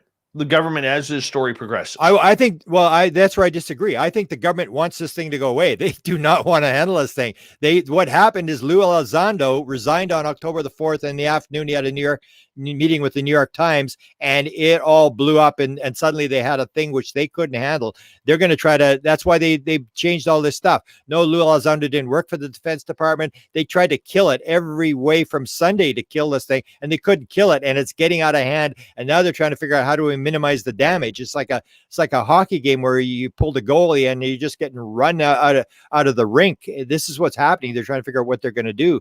So I think that they're in a very bad position. They don't know what to do. That's why they're trying to delay Danny Sheehan. They're saying, okay, we're going to do, we don't really know whether we have the authority to do an investigation. We don't know if we have the ability and the authority to do the thing. And that's when Danny says, okay, well, I'll put up with this for so long, but we're only going to play this game about doing a review for so long. We want an investigation. We want this thing taken all the way. And so that's where the situation is very dire for the American government. I don't know what they're going to do. I don't think any of them wanted this thing out. It was silence, and because you can investigate privately behind the scenes, the same as you have the people, there's all sorts of reasons for secrecy. When I did the 64 reasons, you even take majority of the people that you take a look. Lou Elizondo's got patents. Hal Puthoff's got patents. Gary Nolan's got patents. If you take a look, and Tyler D's got patents. If you take a look, people realize if you're inside the government, say you are working on this for the government on a program, are you going to release what you've got before you get a patent? Absolutely not. I mean, I know that Tyler D, on the one that he told me the invention he got from the beings, and this is directly from the beings, this was from the government, he made huge money on this thing. There is a lot of money to be made if you happen to get a patent on this kind of technology, this leading edge technology. So there's so many reasons for the cover up, and the government's thing is it's just a real hot potato. And in fact, that's what Kissinger was supposedly to have said. This is the biggest hot potato of all time. Do not touch this thing, because it's just dire. You just keep it quiet, work in the background, or why I should say with the briefing with the president. When you do the briefing of the president, you go into the president. If I was the advisor to the president, I'd say, Mr. President, we still can drill another oil well. Nobody's dying. There's nobody dying in the streets, Mr. President. There is no emergency here. Leave it alone. Don't touch it. Give us another 5 years, Mr. President, because we don't have all the answers. If you give us another 5 years, we'll come back in 5 years. We'll have more answers than we have now. The longer we delay this thing, the more we're going to be able to understand if these aliens are here to eat us or whatever's going to go on. And the president's going to go, okay, yeah, drill another oil well in Alaska. Nobody wants to touch this thing. Nobody, because that's the situation it's in now, that is blowing up. And these poor guys have got to try to shut this thing down. And that's why they made this thing to the press people, is to quit making statements, because every time you make a statement, you contradict somebody in another part of the Defense Department, and it leads to another 300 FOIAs. And they said, enough, quit talking, because you're just making this, you're digging the hole deeper. They're in a real bad position, the U.S. government. I don't know what they're going to do, because I'm guarantee you this thing is blowing up in their face. They have no idea what to do. They're just trying to minimize the damage. And they don't know, because the government official people, they come in like the president. I mean, what's he going to do? He's like, try to stay off the record. What's going on? What am I going to do? What's our best scenario? You know, we're going to lose the next election over this. I mean, there's so many things that come into play. Politicians, they're not in there to do anything for you and I. They're there to get reelected. They want they have Exxon Oil and all these people that are funding their campaigns. They've got to be sure that they don't offend all those guys. Politics is not, we have this idea that government is our big brother and they're Santa Claus and they're doing stuff for us. And it's as dirty a business as anything else. Everybody's in the bag. People used to say to me, why doesn't Hillary Clinton talk? And I said, the top thing was, I think, $35,000 for a dinner thing where you give these donation things. I said, if you go one of these Hillary Clinton dinners and you put $35,000, let me guarantee you Hillary Clinton will answer some of your questions. But why would they talk to you if you're not donating? They have people giving them millions of dollars. These are the people that are running the show, is the people that are funding the presidential campaigns and the congressional campaigns. And congressmen are just trying to stay alive. And they don't need this. They really don't want to handle this when they don't have all the answers. And the government, I guarantee you, they do not have as many answers as people think. And as long as they don't have answers, why would you go out and just seal a number of questions? You put the president on the spot. So the president comes out and he's going, yeah. And he looks like a total idiot. He's supposed to be that most powerful guy in the world, has the answers to everything. He doesn't have the answers to this. And it's like, you do not put him out there in front of the wolves, all these reporters, when you don't have any answers to anything, and there's nothing you can do about it. The phenomena, as Jim Semivan said, when John Alexander said, who's running the show? And I guess he was talking about the government. And Jim Semivan said, they're in control. They have started the disclosure. That's what they did at the Nimitz thing. Why did they drop down from 80,000 feet to above sea level in 7/8 of a second? What is that, a pre-abduction maneuver? No, it's theory of wow. They're going, look at this. Hey, Zogar, go into the water and make some bubbles. Here they come with the F-18s. And they just set this whole thing up. The phenomena has forced this thing out. They have forced these sightings. They have forced all this kind of stuff. And the people inside the government got upset. people who have worked on the thing and wanted it out believed it was being stovepiped, where it was in the black ops thing, like Hal Puthoff, where you can't get any research money, you can't get anything. If you get it out of the black ops, then Hal Puthoff's going to have some money for his 0-point energy theory. Right now, he's still on the Looney Tune bin where he can't get any of the black ops money, where even the money, the $22 million, the whole idea was they got the next funding thing and it got stolen by another department. So what I think these guys are trying to do is they're trying to force it into the white world. So guys like Hal Puthoff and Gary Nolan and people can get money to research this thing, because in the black world, as Valet and numerous people have shown, is you get a flying saucer and you give one piece to 3M, and you give another piece to Lockheed, and you give another piece to Battelle, and nobody's talking to each other and nobody's figuring anything out because there's no cooperation, there's nobody working together. And that's what they wanted in the white world, where they can get research money, because right now Hal's probably just struggling to get any research money for anything. This is going to take a lot of money to unravel this situation. So I believe it's people inside the government who retire, who are upset, who want to move the ball down the field, and they start moving this stuff out. And they have done it a really good job in terms of blowing the whole place up, where now the government has got to try to shut the door, and it's too late. The horse is out of the barn. There's no way they're putting it back in the barn, as far as I'm concerned. Before we get to some audience questions here, Grant, in regards to the idea that this is a story that many in the government do not know, who is in the know? Who's controlling the shots then, for people who may not understand that? Well, it comes on a need to know basis. So I disagree with a lot of people. I think the president doesn't know. And I say, absolutely, the president knows a lot more than what you think. The president is smart enough to sort of keep away from it, because it gives you plausible deniability. If you don't deal with the subject, then when someone says to you, what do you know about UFOs? And they say, I don't know anything. Because you told them, don't tell me anything about it, because they'll tell you it's a hot subject. Don't, like Jim Sullivan, do not touch this thing. This will destroy you if you touch this thing. It's the tar baby story. So they move it out. So you're going to have, I believe there's an MJ-12. I've written about it in a number of books. There's a pile of people, high-level people, who confirmed, yes, there is a control group. Anybody thinks that, they'll say, oh, the MJ-12 document was phony. Yeah, the document was phony, but that doesn't mean that the group didn't exist. Anybody who thinks that the government didn't create an elusive group in 1947 to handle this situation is totally off their rocker. They're insane. The government will absolutely have a top group. They had what was called the Tiger Committee that Kit Green was supposed to be on, looking at technology 50 years down the road. They're all over this stuff. But it's very secret. So the number of people that might know are very high up. And the people that would know what's going on aren't going to talk. There was one scientist that was confronted about this and asked, could you name the 12 guys who are running the show? And he said, yeah, I probably could, but I would never tell you, because you're going to go to the New York Times. I will have to deny it, and nobody will ever talk to me again. And that's the other reason why a lot of the people in the know will not talk, is because they're trying to figure it out as well. Like Hal Puthoff and Eric Davis and all these guys, they're trying to figure it out as well. And if you talk, all your sources dry up. I know that for a fact, because a lot of the Avery stopped talking to me when I talked. They said, Cameron's got a big mouth. Don't tell him anything. He'll tell everybody everything. And that's what happens. Your sources dry up when you will not keep a secret. So everybody's keeping these secrets. Everybody's trying to get the next piece of the puzzle. Everybody's trying to get a patent. And it's a vicious circle game where there are very limited numbers of people. So the president might know. And I even brought up one that people didn't know.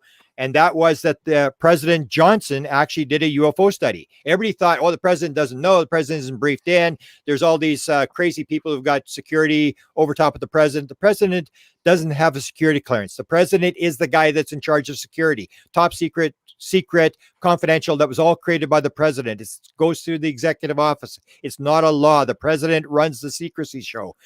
And so the president doesn't have a security clearance. They will move a mountain for the president. If the president decides he wants something, they will move a mountain for the president, but they will try to keep it away from the president, because it gives him plausible deniability. There'll be very few people who know how this thing actually operates. And I still think that even they don't know.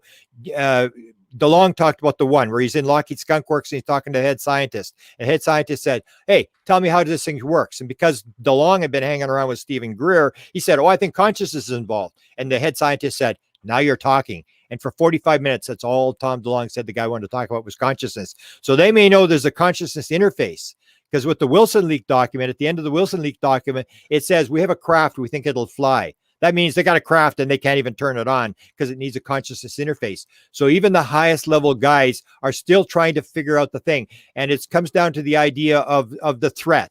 Like everybody's an enemy. When you're in the Defense Department, everybody's your enemy. You don't have a budget unless you have an enemy. You need to have an enemy. And if you don't have an enemy, it's like David Frum, whose mother was a CBC reporter. Diana Frum, who ran the big show on CBC, As It Happens. And he was the speechwriter for President Bush. And when they had the Iraq thing, the president's speechwriter came to David Frum and said, we need you to find a justification for war. And he came up with the axis of evil, Iran, Iraq, North Korea. And then his wife leaked it and said, oh, my husband wrote that speech for the president. And he got fired on the spot because, no, you don't say that. The president came up with that idea. And it's this idea that we have enemies. So everybody's going to keep quiet because they all believe that they need this to fight off the enemy guys. And they're not talking. There's so many reasons for secrecy. And Lou Elizondo and these guys absolutely blew up the place and made a situation was very hard for the government to deal with. But it's not the first time it's happened. They leaked the stuff to Tom DeLonge, and that all fell apart. He had his three big guys. He had Robert Weiss from Lockheed Skunk Works, which was on his team. He had the head of Space Command, and he had the two-star general from Wright-Patterson Air Force Base that had run the lab where the Roswell stuff went. And because Podesta's emails leaked, they had to drop it. This thing was going to drop when Hillary Clinton was elected. And I was told that. And so I phoned up the people I knew, and I said, as soon as Hillary lost the election, I said, are they going to drop it? Because they kept telling me they're dropping this thing. They're going to drop this disclosure. This is going to happen. I knew this in 2016. It's in my book, 2017, February. It's in there. I describe exactly what has happened now. And they said, oh, yeah, it's bigger than ever. But they had to redo the thing because like Weiss and McKay and McCaslin had to go back in the closet. They still may be around, but they had to go in the closet, and they had to bring in the farm team. And I say that Elizondo and Mellon and all these guys are the farm team, because Mellon didn't know in 2016. He was on coast to coast with me. He didn't know anything at that point. So he had not been brought into the loop yet. And so they bring these guys in, and they had to rerun it again. And it took them till October of 2017 to put the next thing in play. But they've done a wonderful job in terms of moving this out. Bill Moore is the same thing. He had 24 sources that were leaking stuff to him. And they had the same thing. We're in the government. We want this thing out. We're going to help you. I'm a retired guy. I'm clear. And they started leaking stuff to Bill Moore. It's the same thing what they did with Emenegger. They gave Emenegger the channeling story. The Canadians were channeling this alien by the name of Alpha. Well, Art Lundahl, who was the head of the Weird Desk, went to Robert Emenegger in 1974 and said, we want to tell you this story about the CIA channeling an alien. And they put it in this documentary, UFOs Past, Present, Future. They didn't have to do that. So there's people inside the government, because Art Lundahl was very interested in UFOs. He was the CIA guy. He was fascinated in the story, and they were leaking this material out. But when Bob asked him to go on camera, he said, I can't go on camera. I'm on duty. I can't do it. So they put Robert Friend from Blue Book to tell the story. But this stuff has been leaking. Walt Disney in the 1950s was told to do a documentary. We'll give the UFOs. We'll give you the films and all that kind of stuff. Walt Disney did a documentary. They've been doing this forever. It's the same story, but it's people inside the government who think that they want this stuff out. But I don't think the government itself really knows. The government is a big, big place with a lot of different departments. And as I said, I had the keys to everything at the University of Manitoba. I didn't know what was going on. I knew my little job. I didn't know what my boss was doing. I didn't know what the guy in the next room was doing. And that's how the government works. Just because you're in the government doesn't mean you know what's going on.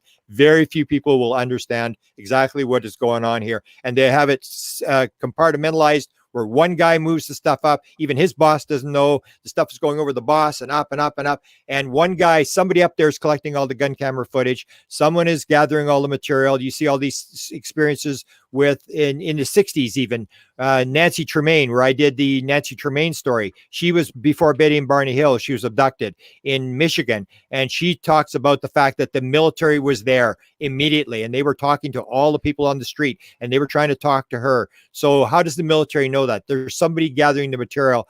But I say good luck on trying to find those people, because they've spent 70 years and they perfected exactly how to keep this, how to keep it so high level. Even in 1948, when Truman was doing the UFO thing. He brought in General Landry, and he said to Landry, I want to know about UFOs. I want you to go to the CIA. I want you to come to me every 3 months and give me an oral briefing on UFOs. Therefore, if they were doing oral briefings in 1948, they know how to cover this thing up.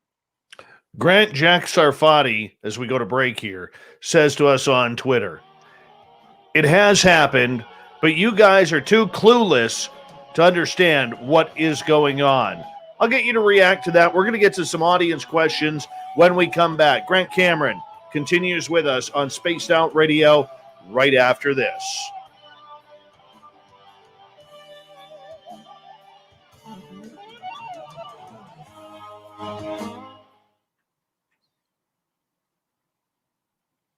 All right, we're clear. Yeah, okay. All right. Hey, Bigfoot Rob from Vegas. How you doing, buddy? Hope you're enjoying your time. Getting a good squeeze out of the city.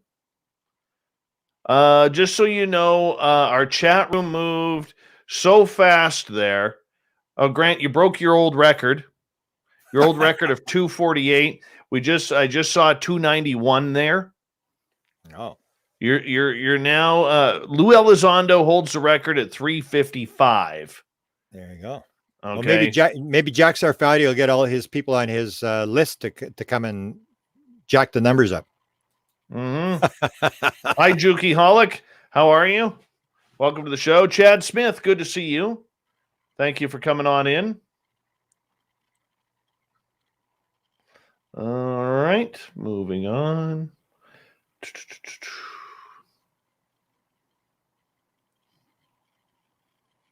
Let's see here.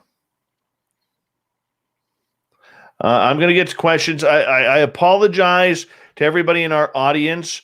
The chat room was moving way too fast there, and it skipped on me, and I lost all of your questions. I had it saved up there, but so I hate to ask, but if you could do me the big favor and retype your question, I'd appreciate that. Hi, T Rev, how you doing? Daniel Christensen, welcome to our chat room. And let's see here. I like this comment from Solar Warden. Fuck questions. Grant is on a roll. I love it. I love the people. Jason 1331. Welcome to our chat room. How you doing? All right. Remember, everyone, a good way to support this show is with a super chat. And if you're new, hitting that thumbs up and that subscribe button, along with ringing the bell. We are here live 7 days a week here on Spaced Out Radio's YouTube channel. I'm here Monday through Friday. Lynn Wallington is here Saturday. Michael W. Hall on Sunday. And we all start at 9 p.m. Pacific, midnight Eastern. The weekend shows are 2 hours. This show, Monday through Friday, is 3. And big thank you in the super chat so far to Gorgeous Jules, Aria, Marty, Big Dog, Jeannie, and Snakes. Really do appreciate you guys chipping on in and supporting the show that way. Thank you so much. Grant, we got some audience questions coming in here. I will ask them to you when we get back from the break. And there is a bunch of them. So I will get you to hit about sixth gear on those. Joan Dillon, welcome to our chat room from the Netherlands. She says, Grant is the best. Greetings from the Netherlands. We appreciate that. We do appreciate that. And let's see here. You just got fans all over the world. You must carry a Sharpie with you at all times, just in case, strolling through the airport. There's Grant Cameron. Got to sign an autograph right there. Nicole got that. You heard that, eh? She got recognized in the Vegas airport. I heard that. I did hear that. That is awesome. I remember I was in Manchester. That blew me away when I was in Manchester at the conference in England, and these people are coming out to me. I've seen you. I know you. It's like, holy cow. It's like, you go like, this is weird. Uh-huh. I'm saying Grant Cameron only signs in silver Sharpie, people. He only signs in silver Sharpie. But I really can't travel. We can't make money in the United States. We can't really lecture in the United States. So we're kind of limited where we can go. I know. And now that they bumped it, and bad news for our Vegas trip, people, that we were just talking about, because our stalwart Canadian politicians decided that even though everybody's getting better and the United States is open, we're still keeping the border closed until a minimum of July 27th, which means we're on delay again for the Vegas party. And I'm very pissed off at that. Very pissed off because I want to party with my listeners. I'm going to even see if we could suck Grant Cameron into coming down to Vegas, give him a couple of peach schnapps on the strip, and and he'll do wonders for us and giving us the UFO scoop. We got 25 seconds before we go. We're going to get going with your questions here, and yeah, let's just get that damn border open. I'm tired of this crap. Oh man, I'm fired up. 10 seconds, Grant. Okay.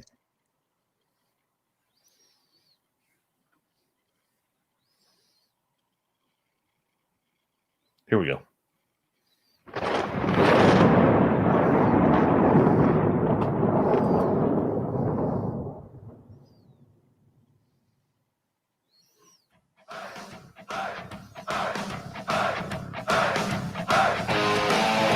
We passed the halfway point of Spaced Out Radio tonight. Thank you so much for joining us. My name is Dave Scott. Appreciate you tuning us on in. Thank you so much for doing that. Want to remind you that if you missed most of this show or others, check out our free archives by going to youtube.com/Spaced Out Radio. Do me the favor, hit that subscribe button. Our website is spacedoutradio.com, where we have a plethora of features for you, including rocking out to Bumblefoot, reading up on Captain Shirk's SOR Newswire. Follow us on Twitter at Spaced Out Radio and on Instagram, Spaced Out Radio Show. Grant Cameron is here. We're taking your questions if you're in our audience or on Twitter, and we would love to have you guys in our chat rooms. Ask away. Grant Cameron, of course, one of the legends of the UFO field, watching the coming June 25th date very, very carefully. Grant, we're going to start off with and one's question. Is there anything new on Extra Dimensions talking about this subject? Well, if you saw the interview that Lou Elizondo did with Debrief, where they said, is this on-world or off-world? And he went, well, hang on, there's other options. And he starts down this rabbit hole. And I remember Yossi Ronan, who's an experiencer from Israel, noticed it as well. And he came to me and said, did you see what Lou said? And I said, yeah, I saw what Lou said. And it's this whole idea this idea where they're saying we don't have definitive proof that it's ET. The thing is, I think it's going to have this interdimensional aspect to this thing. This is going to be more complex than we think. And when you see Lou Elizondo hinting at this, then you suddenly realize like this may be actually real, or where, Jim Semivan says it's ultra terrestrials that created us. You start to see that the ET is not the only option. So multi-dimensions, I think, is a big part of this thing. It's the world is getting more complex as we go along, and that's where I always have the stuff about aliens, where like in 1890, there were wooden ships were flying around, and then they would land, and then they'd say, "Where are you from?" And they would say, "We're from Mars." And so they had these wooden ships, and the people actually believed that these wooden ships had flown from Mars on these wooden ships. And then it changed to Foo Fighters, and then it turned to the green fireballs. Then it turned to the Adamski crafts, and it turned to Betty and Barney Hills type of craft with the windows. And then it was triangles, and it just keeps changing. And the beings change from Mars. And I remember the Canadians were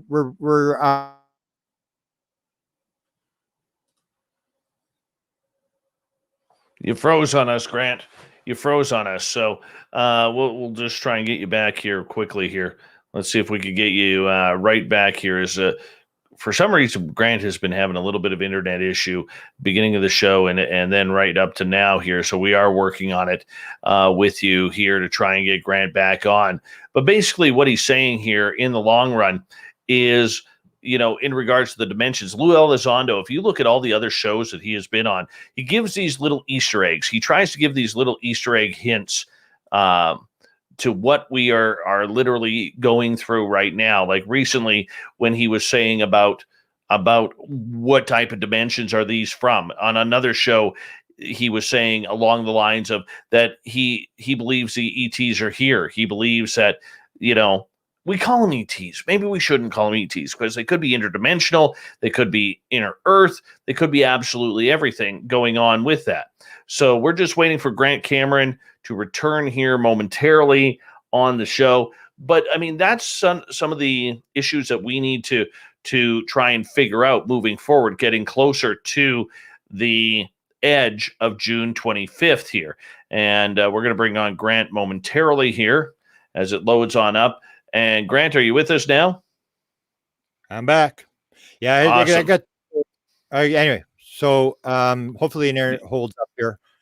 But, all right, you want to continue with this question, or do you want to move on? Yeah, no, I'm going to finish this question because people have this. The concept keeps changing. So the aliens said they were from Mars and Venus, and they were from the moon. And the Canadians were channeling Alpha.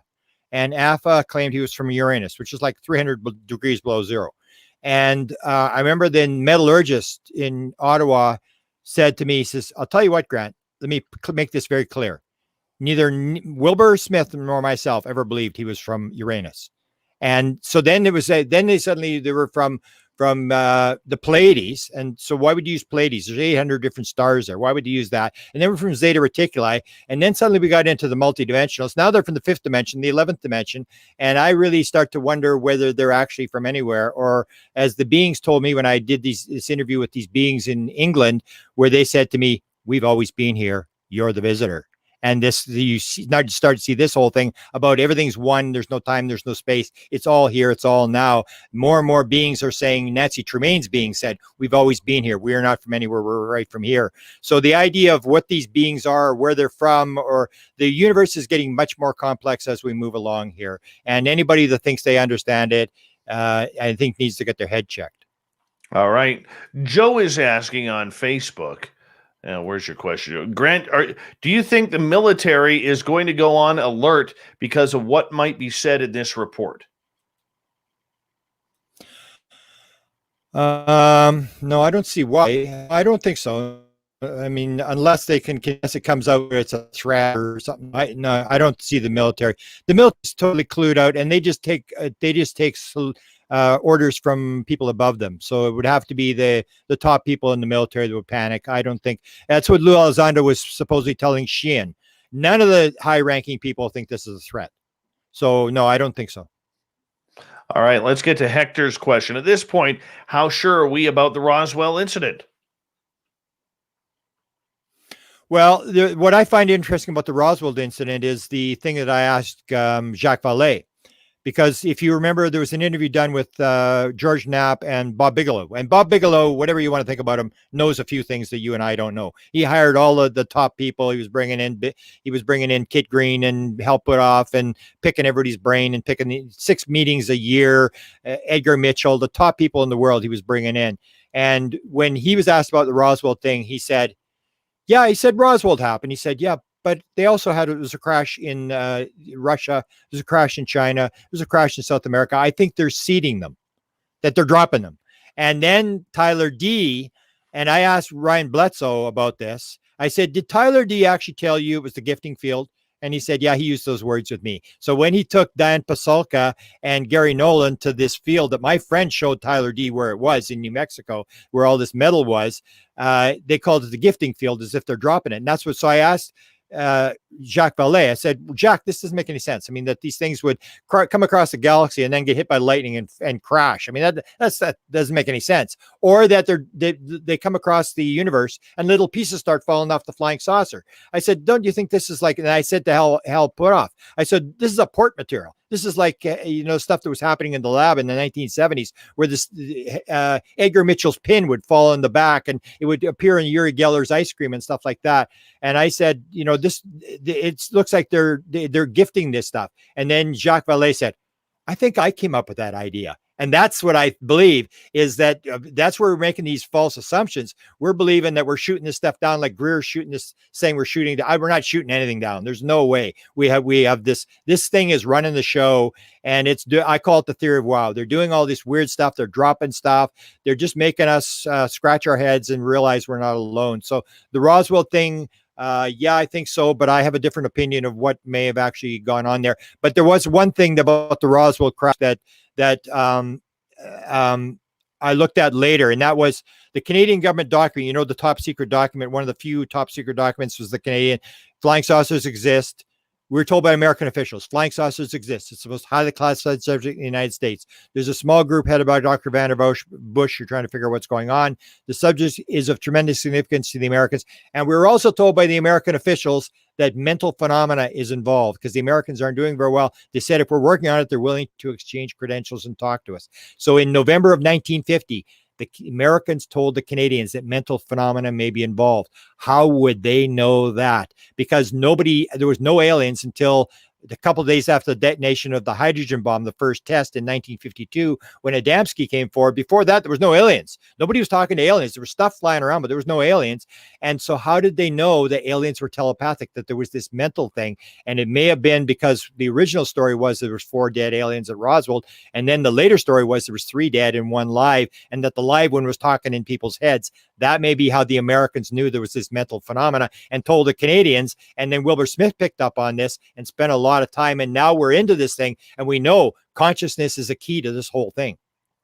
All right, Jennifer's question. In your opinion, Grant, why do you think they waited until now to tell us the stuff coming June 25th? Well, I say it's not the government. I say it was Lou Elizondo and Hal Puthoff and all these guys. Lou Elizondo retired in the morning. In the afternoon, they told Leslie Kean to fly to Washington. These people were sitting, they were in a hotel lobby. They were all there. Chris Mellon was there. He had just been brought in because he didn't know in 2016 what was going on. And that's when they dropped the story. So it's the retired people that want the story out that were doing it. It's not the government. So the government is, again, they're playing defense as far as I'm concerned. They did not expect this. They did not want this to happen. They didn't want Lou Elizondo to go to the New York Times. They did not want those films leaked out. They did not give, and I always say to people, how do you think the films got out? And now Mellon's admitting, I said it right from the word go. You do not, when you resign in disgust from the Department of Defense, they don't give you 3 videos as your goodbye present as you're walking out the door. Those things were moved out. I don't care if they're declassified or whatever. Someone moved them out. It was not legal the way they moved them out. You do not walk out with material out of the Pentagon. And those videos were out already before. So this was all planned, but it was not the government. The government, that's the last thing the government wanted, was to blow up the place with UFO disclosure. This, I believe, is people inside the government who have forced the issue, who have forced the government into this very difficult position where they have to play defense and they don't know what to do. And even Elizondo says he's ready to play hardball. I mean, if they weren't going to go after him, he's ready to play hardball. He'll stay inside his security clearances, but he's not fooling around. This is serious stuff to him. He didn't just resign because he had nothing better to do. These guys are very serious about what they're doing. And the government, I cannot see the government would want to get themselves in the situation. The best way to handle a UFO thing is to say nothing, pretend it's not going on. You can research in the background. You can do whatever you want. I don't think the government planned this. All right. Armando is asking, do you have any updates on Joe Firmage's lawsuit? How to evaluate techno scam angles on disclosure? Well, that's Jack Sarfati's buddy, Ron Pandolfi. He's back in I'm back on Sarfati's list, which I got kicked off because I didn't have the ethics. I kept talking or whatever. People got upset. But Pandolfi is there, and this chatter is going on again. That's what the techno scam thing. To explain that, Ron Pandolfi said, I remember when Tom DeLonge was going public, I got Dan Smith, who's the spokesman for Ron for many years, would sort of plausible deniability leak stuff. And I said to Dan, come on, Tom DeLonge's having this news conference. I want you to get on here and then ask Ron in the afternoon. You know what Ron's comment was? He said, it's a techno scam. I know all these guys. Mellon was into UFOs in the 1980s. I know everybody that was on that panel, and he's talked about it. And that sort of makes sense. At first I thought it was crazy, but he keeps repeating it over and over. He's been repeating it for 3 years. This idea, he said that first of all, they went after, and this is this idea of funding. that if you're in the outside world and you're trying to get funding for UFO research, you can't get it. So he said, like, Firmage he had money, and they, according to Ron Pandolfi, all these guys that are pushing this stuff now took all Firmage's money. Firmage had a lot of money, and he had this idea about these gyros, and he was trying to levitate this thing off the table. And because he couldn't levitate it off the table, it indicated to me the government really doesn't have what the people think they have if he can't levitate something off the table 1 inch. But he ran out of money, and then they talked about Church's Chicken. They went after this guy. They went after these billionaires. According to Ron Pandolfi, all these billionaires who'd rather get into a scam rather than pay their damn taxes. And so he kept calling it a techno scam, that this was just a thing where people were putting out, we got a cure to cancer. We've got the UFO thing all figured out. We're going to get it. We need $5 billion, and you add the little threat to it. So Ron's always been very confirmed on that. I've seen a lot of emails that he sent to different people, and he maintains that story, right or wrong. He keeps maintaining that story, that this is just an effort to get money for guys who stuff that isn't going to work, that he claims they have no clue what's going on. And he's the one that leaks the whole stuff about the portal, the idea that the anti-gravity, that's where I got the idea that the anti-gravity stuff may be all nonsense. But every time you start running down the portal thing, you hear these stories that indicate, yeah, this portal thing may actually be right. And this is this thing where Kit Green told Peniston, we're trying to figure out how do they pop in and pop out just as quickly. We're trying to figure out how to do how they work interdimensionally. So Kit Green actually told that to Peniston, and that's in Peniston's book. All right. Avi is asking, when do you think abductions will be acknowledged? Well, they're acknowledged now. The question is, what are abductions? The more we look at it, the more you start looking at this idea that there's an event taking place, but there's a lot of dispute about whether it's actually the event people think it is.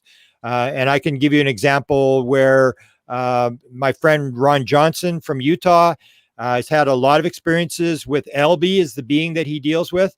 And he's been taken numerous times, but he keeps describing it as like an out-of-body experience. The first one was very physical, but after that, the being actually took him into the spirit world, and he was with his mother in the spirit world.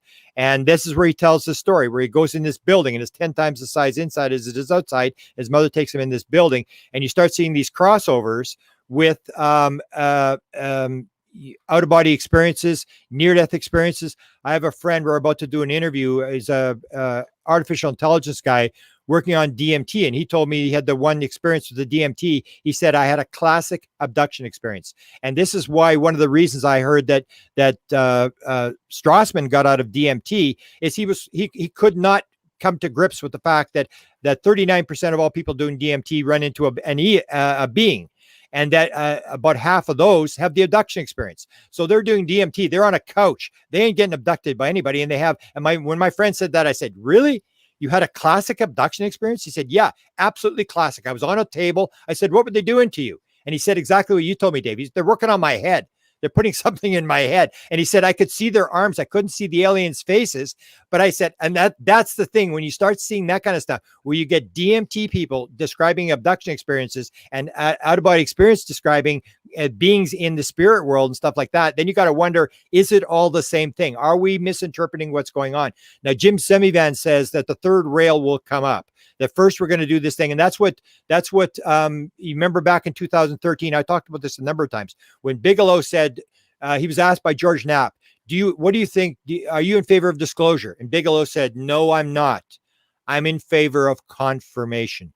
First, you get confirmation, then you do disclosure, and you leave the aliens till later. So it's like this plan. They're going to roll this thing out, but the alien thing is going to come up. But I'd say the debate is going to be, is this alien? Is it interdimensional?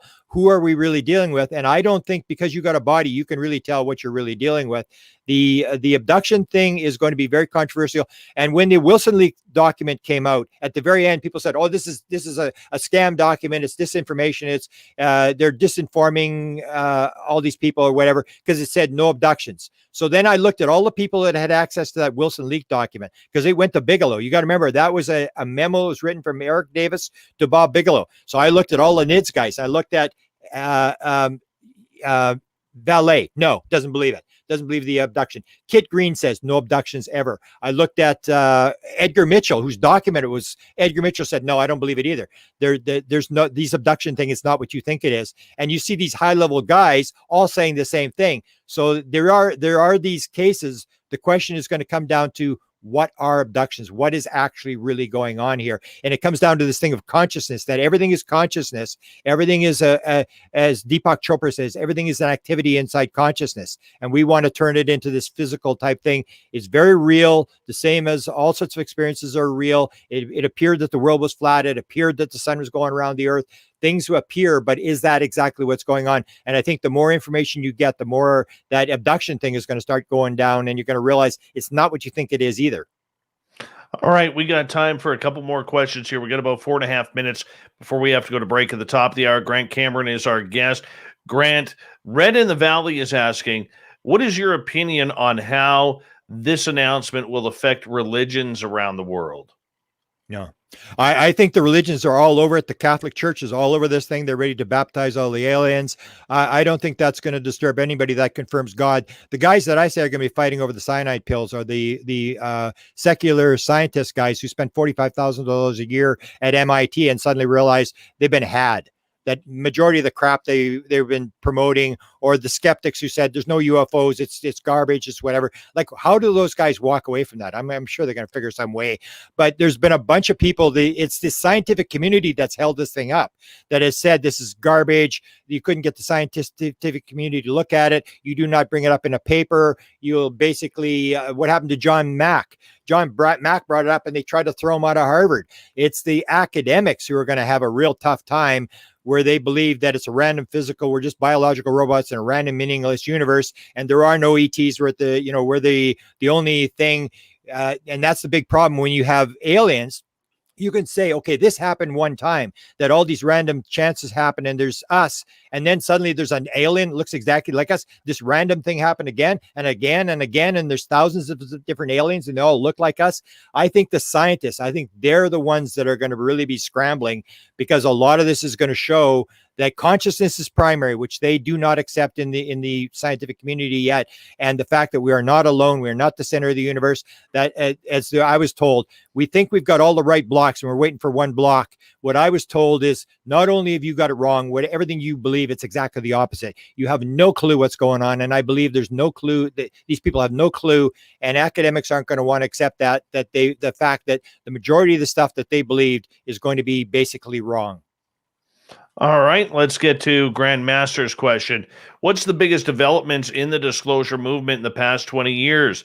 From whistleblowers from multiple countries to program disclosure to alien bodies and historical evidence in saucers. What's your opinion? The biggest disclosure is the October 4th meeting with Leslie Kane. That changed the whole world. Everything changed after that. You've had events where, like Bill Moore being contacted and being given material and stuff like that, and talking to high level people, but nothing is going to come close to the disclosure. These New York Times article. Nothing will even come close to that. By the way, in our live YouTube feed, you've crossed 300. There you go. Look at you. I'm so proud. Yeah. 305. But you're officially number 2 now. Again. Yeah. But we don't want to overtake Elizondo. I mean, he's the key guy now. You don't want to embarrass him now. He's carrying the flag for us now. Yeah, and no offense, he has a better beard than you. I will say that. I mean, hey, it's just the way it is. Facial hair has its privileges around here, Grant.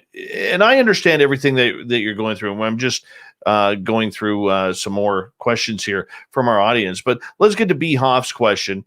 And which contact modality works the best in this situation coming to June 25th? Oh, wow. Which contact modality works the best? Well, near-death experience is pretty powerful.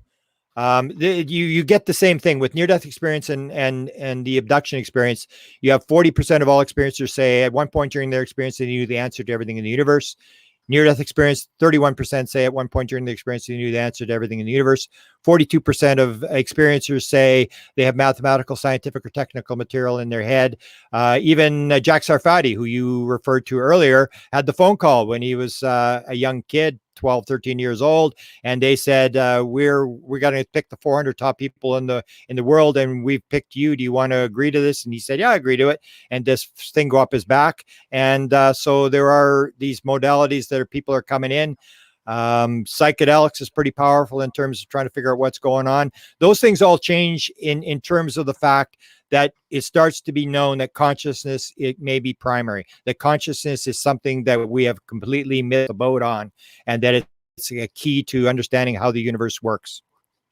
All right, my friend, good timing right there. We're going to go to break here at the top of the hour. Grant Cameron, we got him till the bottom of the hour here on Spaced Out Radio.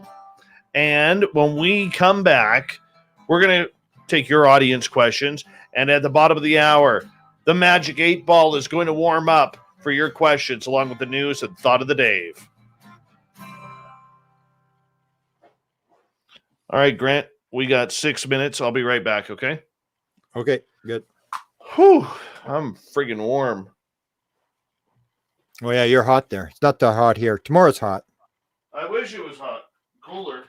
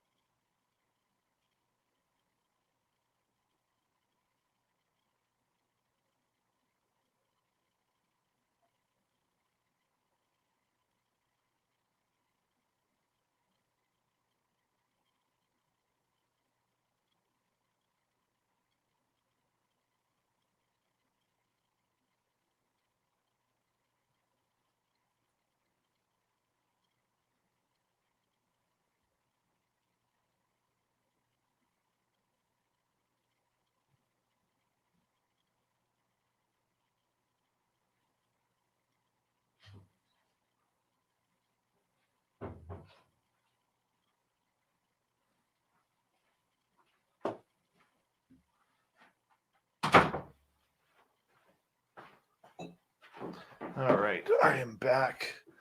And I apologize if I missed some questions. Once again, it's due to the fact that Chat room is moving way too quick.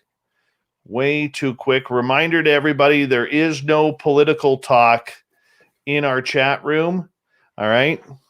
We don't do it here. We don't do it here. KJ Hawken, how you doing? Cousin Darren, I know you are watching right now. My cousin Darren, he's one of the most brilliant men I've ever met on this planet. He's just phenomenal. He is a doctor on the front lines of the whole COVID thing, and has done us proud here in British Columbia. That's for sure. Very much for sure. Jeff Perry, how you doing? Travis DeLuca, Grant should go the distance. That's up to Grant. If Grant wants to stay for the final half hour, he can. That's up to Grant. I know he's a busy guy right now, so yeah, we're pretty busy week. Yeah. So we'll let Grant off the hook here at the bottom of the hour. Preston Deckett, thank you for coming on in. And who else we got new here? And Solar Warden says, Grant, you're the man. There you go. See, people like you. They do. I'm telling you, Silver Sharpie, man. He only signs in Silver Sharpie, people. But as I said, all the messiahs get crucified in the end. Very true. All right. Don't forget, if I've missed your question, I will try to get it in. There's been a lot of questions tonight for Grant. We'll take your questions until the bottom of the hour. So make sure that you put them in capital letters. Remember, a great way to support this show is we have the super chat open for you. And if you're new here and you haven't yet already, hit that subscribe button, ring the bell, and don't forget to give us a thumbs up or thumbs down. Your choice, whatever you want to give. Even a sideways thumb works for me. Let's see here. I just want to make sure I'm not missing anything else here. All right, we'll start with George's question. We're going to come back here in 25 seconds. And yeah, I'm happy you hit that 300 mark, Grant. Very happy about that. But when Nicole mentioned it, I said to Nicole, you hold the record, Nicole. We had you were on the show too. We had 800 on that one session there. Very true. Here we go, boss.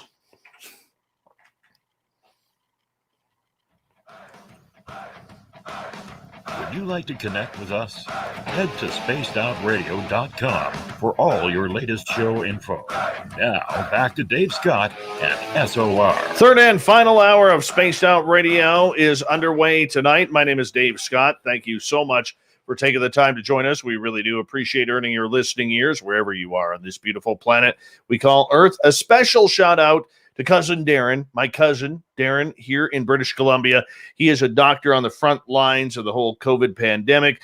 Darren, we love you, and all of you great people who you were working with and other doctors and nurses to get us back. Get that border open, man.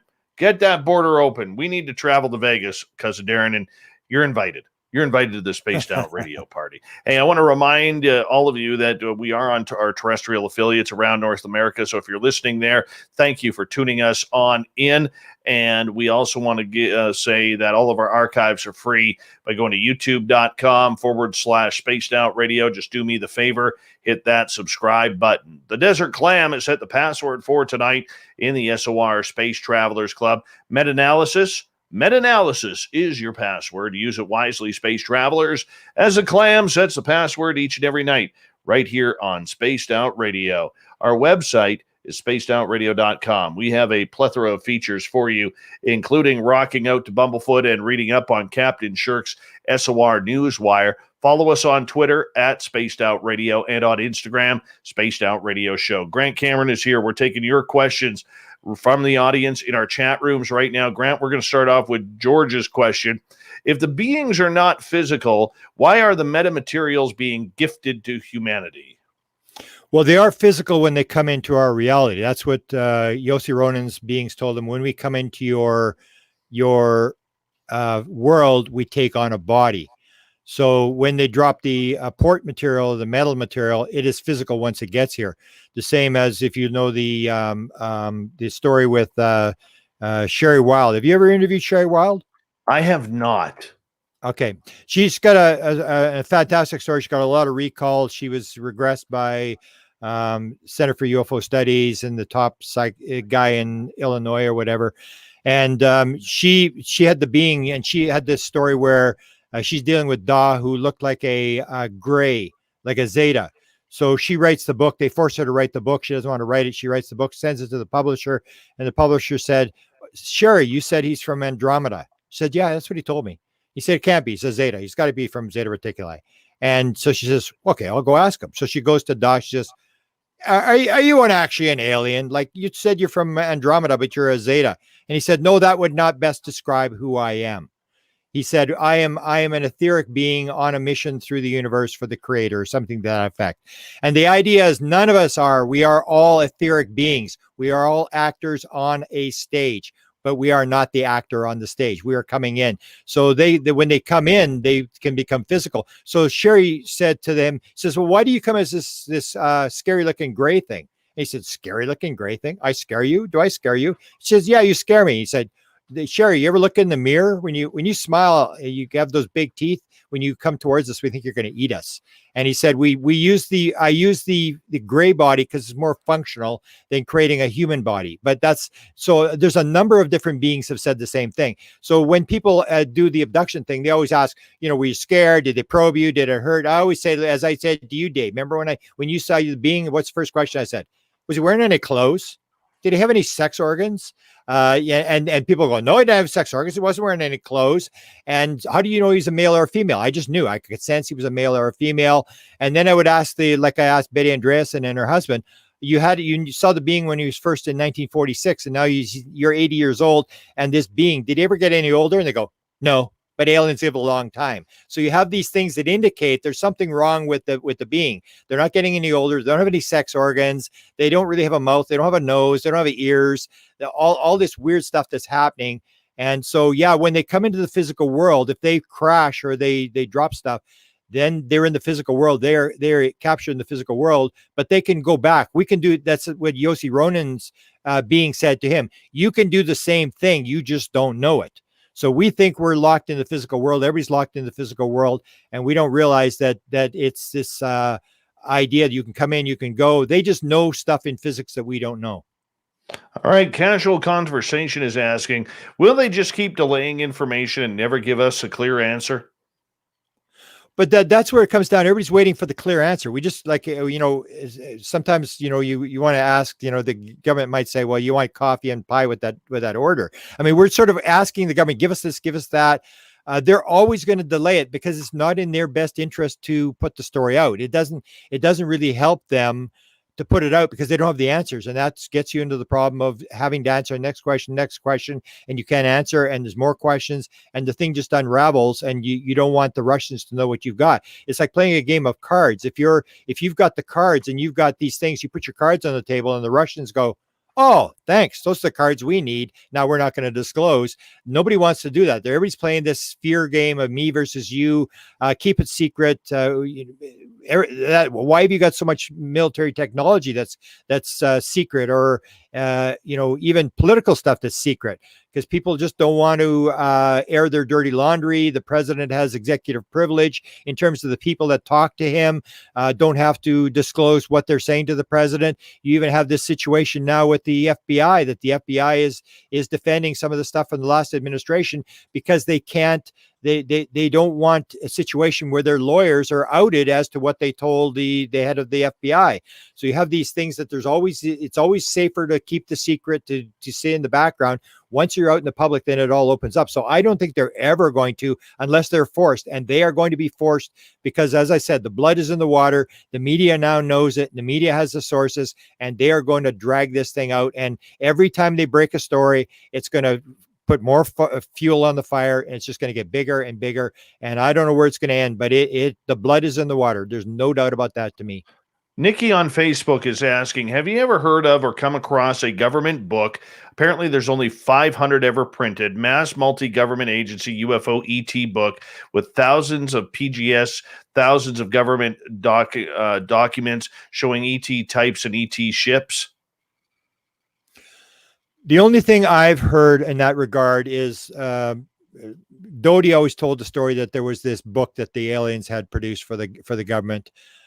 Danny Sheehan said that he worked on a classified report for Jimmy Carter and for one was on ET, one was on extraterrestrial, one was on ETs, one was on UFOs, and that in the UFO book he had the report he had seen it.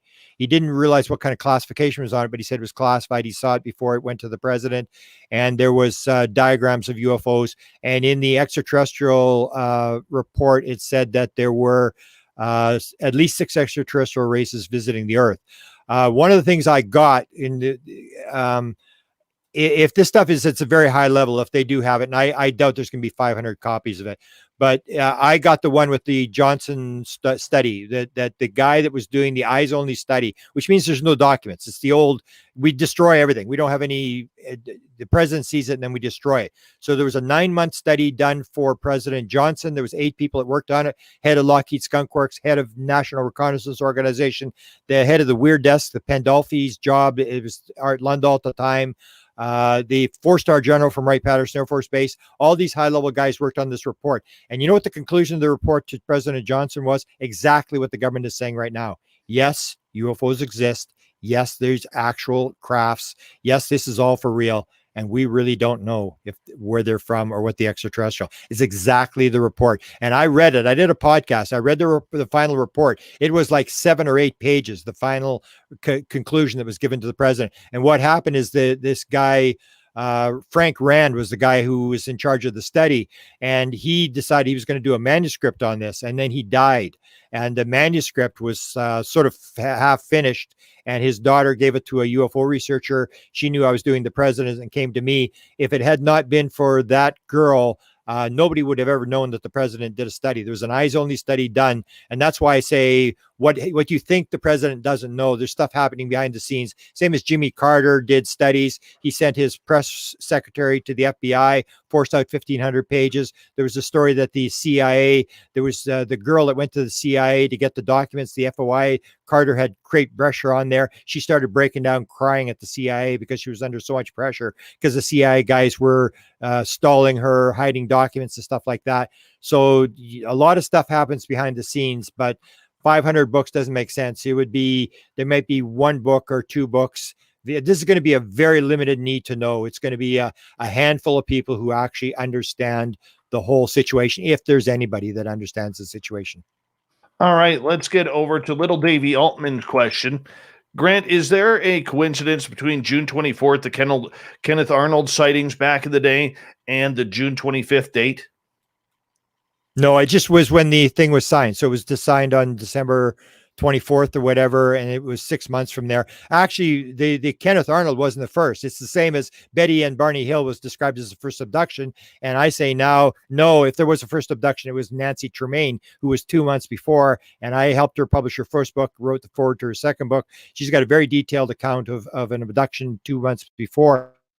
The same as the Kenneth Arnold was not first. The first was the Apport thing. It was Maury Island, where the UFOs were doing the theory of wow, where the UFOs are flipping around, all these UFOs, and the one explodes and all this metal rains down on all these people. Now, did they fly across the galaxy in 1947 and then one UFO explodes, or did they actually force that thing? And that's how it started. That was 3 days before Kenneth Arnold was a UFO explosion over Maury Island, where all this metal came raining down, and the Air Force went in there with the B-25, and then they flew out, and the plane crashed going out with the metal, and everybody thought this was a big conspiracy that the plane had been taken down. So Kenneth Arnold wasn't even the first sighting. It was actually not the big one was Maury Island, which was 3 days before that. All right. Philip is asking, do you think other countries will be doing their own disclosures following the United States? I remember talking to Scott Jones, who's one of the Avery guys, and he was telling me the stories that he had been working for Claiborne Pell, who was the head of the Foreign Relations Committee. And Claiborne Pell was not into UFOs; he was into paranormal phenomena. But he had the best job I've ever seen in the world. He would go to seances, he would go to UFO conferences. That's all he did. It was the weird stuff for Claiborne Pell. And he was sent to Russia, and he talked about being in Russia and trying to negotiate for a piece of alien tissue from the Russians. And then he went to the Chinese, and he told the story. He was with the Chinese, and he said, "I'm here representing Claiborne Pell." And they said, "Oh, you're here from the American government representing?" No, he said, "No, I'm for Claiborne Pell." And they said, "Oh no, you're with the government. You're the government sent you." No, he said, "I work for Claiborne Pell. He's not the government. He's part of the government. He's lower down in the government." And they said, "No." So he was dealing with high level Chinese officials, like the top guys.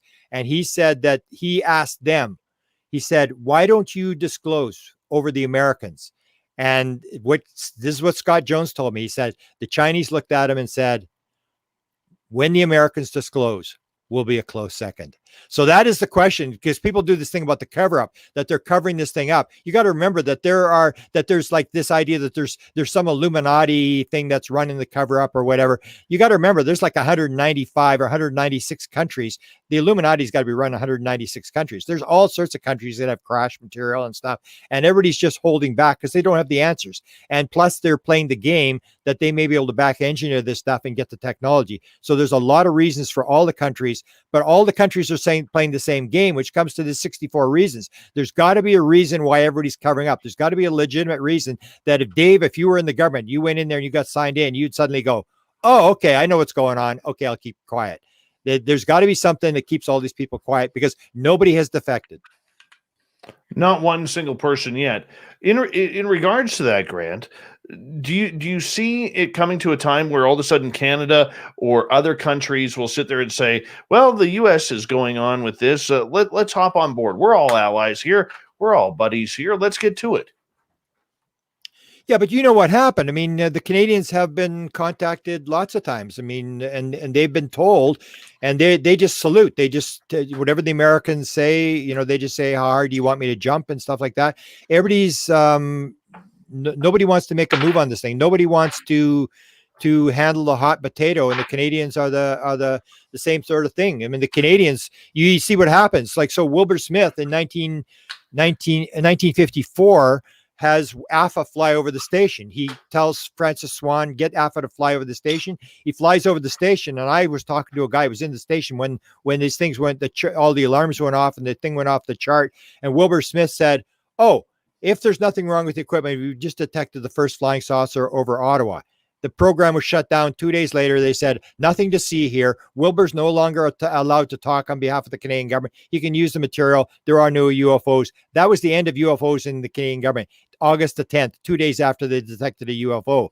So it doesn't get anybody anywhere. And if you're in the government, you just want a job. You're not really into stirring the pot. You're not into losing your security clearance or getting fired. Or if you're in the military, you just salute and do your job. Only the various high level person may know, and everybody's just playing the game. And the people have this assumption that because you're in the government, you're going to know everything that's going on. Absolutely the farthest thing from the truth. Very true. Grant Cameron is our guest tonight on Spaced Out Radio. Night Gazer is asking, do you think the government insiders are pushing disclosure because they fear UAPs? No, as I said, I think, and I've had different takes on it over the years, where I thought the government was pushing disclosure. But if you see this, the key is that thing. Lou Elizondo resigns in the morning on October the 4th. So he's resigned. He's no longer in the government. He does not make the move until he's retired. The afternoon, they call in the New York Times. So these retired people push the story. The people in the government so he puts everybody, that's why they're so angry at him, because now he's in the clear. He's the guy that's the whistleblower. He's the guy that's talking. He's outside the government. And all these guys, they're going, "What the hell did you do to us? Well, look at the situation you put us in, you idiot. We're going to get you." And they start making up stories about him, and they try to pull his security clearance. They're just furious because he put them in a box, and nobody wants to be in the box. Nobody wants to have to answer the question. That's why all the people that have made the disclosure stuff, whether it's Semivan or Lou Elizondo or Mellon, they're all people who used to be in the government. They're not in the government anymore. because that's when you can make the disclosure. People in the government do not want to touch this subject. It's a hot potato. It doesn't get you anywhere. It's not going to advance your career, and you don't want to have to be the guy who stands up in front of the public and gets accused of covering up and killing people and whatever. It's just a situation you just are not going to win once it starts to be exposed, and you have to face thousands of reporters and just one question after another question after, and it's never going to end. And there's a lot of things you don't know. Right on. Grant Cameron is our guest tonight. We have him for another 5.5 minutes here. A couple of people are asking, Grant, because you made a comment about aliens being communist. So why have you said this, according to Armando? Well, because that is the model. This is a oneness thing. This is, you can use a kibbutz, you can use the cells in a body, you can use a beehive. That's what Tom DeLonge said. This is a beehive thing. These guys don't have souls. We have to kill them. That is the whole concept. Is that is all one thing. It's all, everybody's working for the same purpose. Whereas we have the separation thing. It's competition. It's like a big hockey game. It's like ends justifies the means. But if you take a look at the beings, there is nothing physical about beings. They don't have any designer furniture. They don't have any.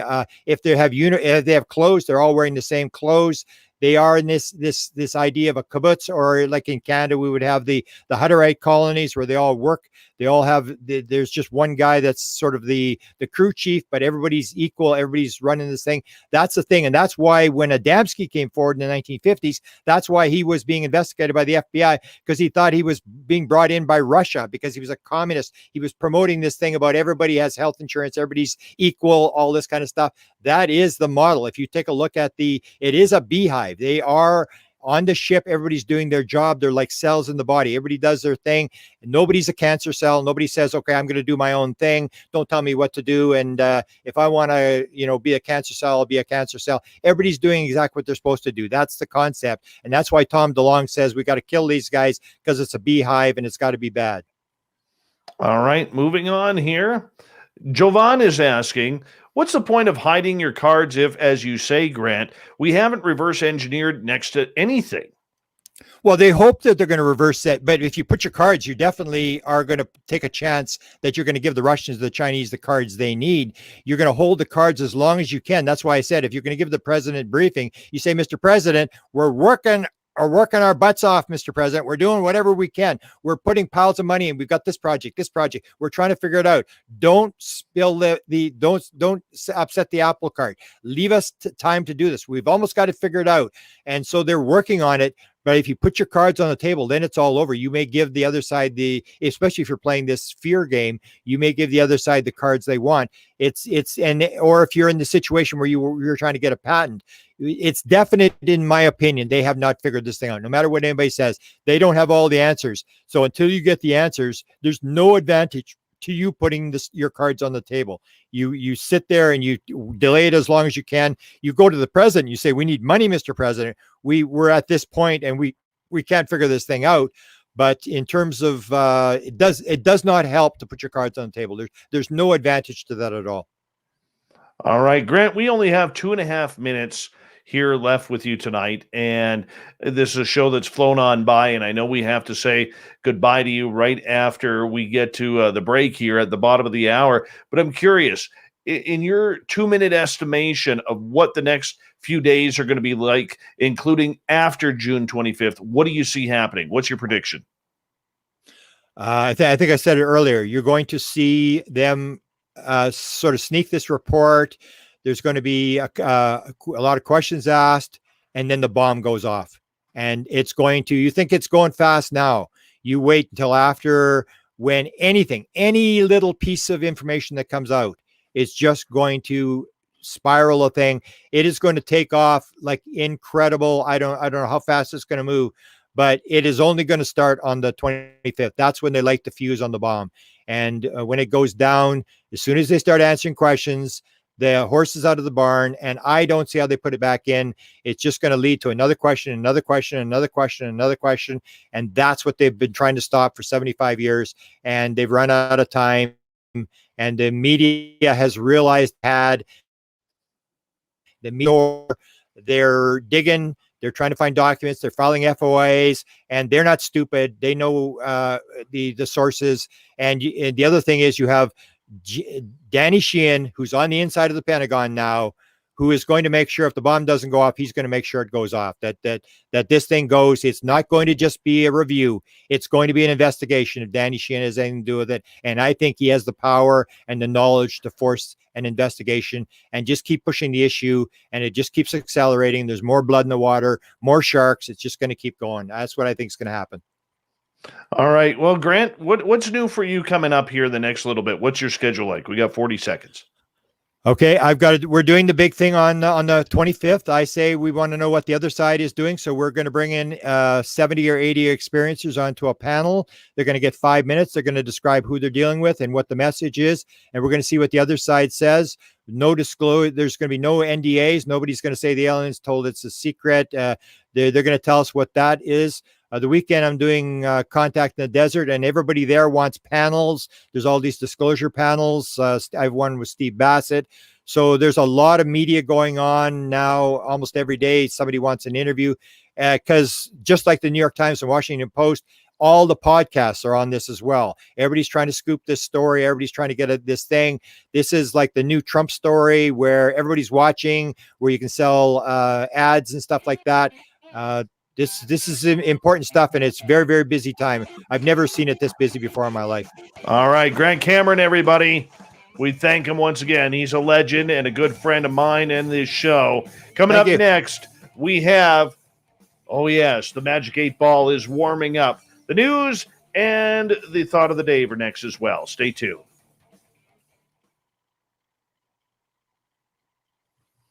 All right, boss. Thank you for a good one. Up to going. I didn't think we'd have enough for 2.5 hours. I think we'd have enough for 2.5 hours, but it was good. I always get it out of you. Always. I just asked. Yeah, that's why you're a good host. You know how to. I appreciate that, my friend, and I always kind of put my head down when you give me a compliment, because I feel I don't deserve it from somebody of your ranks. I really do. I know. No. That's why you're my hero. Good interview. You can keep it. Plus, you're working on the thing. I always you're sort of talking to people in a way on the computer, and yet you come up to the next question, and it's like I can't do that. I can only do one thing at a time. So I appreciate it. Thanks for your interest, and let's see what happens on the 25th. Let's see where it goes. I think you're going to be doing a lot of UFO shows, and a lot of stories are coming out. Thanks. Yes. All right. And remember, if you want to subscribe to Grant's channel, go to, I believe it's White House UFO on YouTube, right? Yes. White House UFO. No, I got to correct you on that. I can't. Oh, he left. All right. Just put, Nicole, can you put it in the chat room, and I will put it on up. Hi, Alan Hold. Welcome. Hi, gorgeous Ruth Ann. How are you? Good to see you. Yeah, that was kind of weird. That was a good show. Good show. Anyways, I want to quickly say something, because I had to time someone out in the chat room due to a lot of political insulting, and then that person decided to go over to Twitter to start trying to hammer me on Twitter for giving them a timeout. Look, I'm going to tell you right now, I don't give two shits if you're a Trump supporter, if you are a Biden supporter, if you are a Trudeau supporter, if you're a whoever supporter. I don't care. Our chat rooms, especially on YouTube, is for everybody. I don't care about your religion. I don't care about your sexuality. I don't care about your political affiliation. I don't care what color you are, which religion, which Bible you read or book you read or whatever. We're all here for a good time. Okay? We're all here for a good time. All right? This is why we have a no politics rule in our chat room, because it doesn't matter. I have friends on both sides of the ledger, and we have people working on our team who have who have different political sides. All right. All I'm trying to do, guys, is I'm a one-man show trying to make life a pleasant area for you. And we're all one, man. We're all one. You know what? If you cut open my arm and you cut open your arm, guess what? Our blood color is the same. Okay? Our blood color is the same. And that's all that matters. So if you're in our chat room and you're wanting to get into that political talk and we ask you to stop and you don't stop, you're going to be timed out. I don't want to be a prick that way, but that's just the way it is. Everybody has a say here. Everyone. And I don't care about, whoever you support. Good. Okay. Keep that debate out of our room because we're here for the woo. We're here for fun. We're here for information. And guess what? We all have in common. There's Trump supporters who like UFOs. There's Biden supporters that like UFOs. And there's Canadians with a Phoenix Lights shirt on who like UFOs. Let's just get it. Look, in the UFO world, there is going to be crossover with politics. We cannot say that there isn't. Okay? You can talk that. That's cool. Very cool. But if you're a Trump supporter, don't go slamming the Biden supporters in our chat room. And if you're a Biden supporter, don't go slapping around the Trump supporters or the Republican supporters. Frankly, I don't care. It's not happening in my room. Our chat room, I will remind you of this, is not a democracy. It is a Daveocracy, which means Dave makes the rules. And if we're going to get political, that's when I got to do something that I don't want to do, which is time people out. Okay? Very rarely will we actually block someone, but I don't want to time people out. All right? Let's just show some love for everyone. We all have different derivations of where we come from. Fuck it all. Let's just have some fun and enjoy.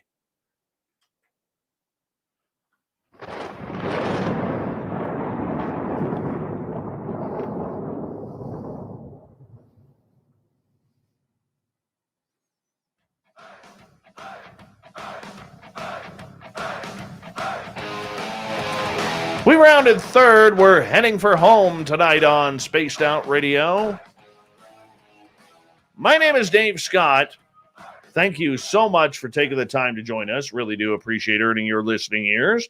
Want to remind you that if you missed most of this show or others, check out our free archives by going to youtube.com/Spaced Out Radio. Just do old Davey the favor, hit that subscribe button.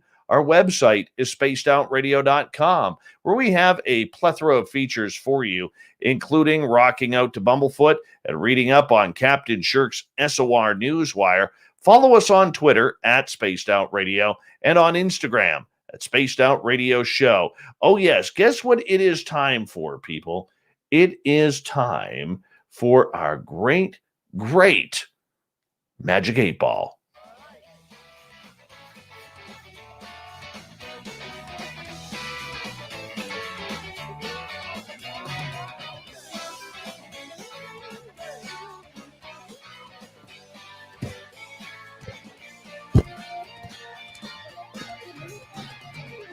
Yes, it's Magic 8 Ball time, which means we're going to take questions from our audience in our YouTube chat room and elsewhere to see what is going on in the world. Now, the Magic 8 Ball can be very predictive in what it is trying to cover for all of you. So you have to ask yes/no questions if you want to get your question in to the Magic 8 Ball. Now, keep it clean, because we do have to go on terrestrial radio, and Dave does not feel like editing the show.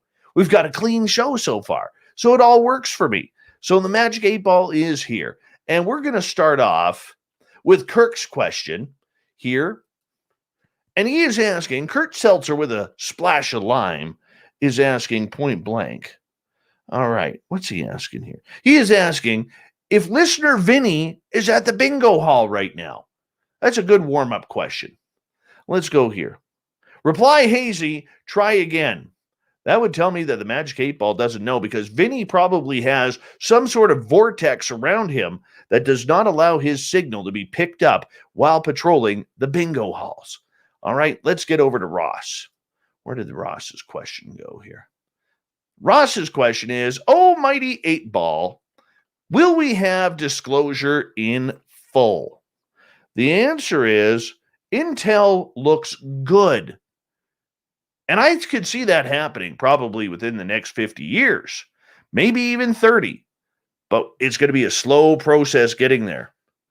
A slow process getting there.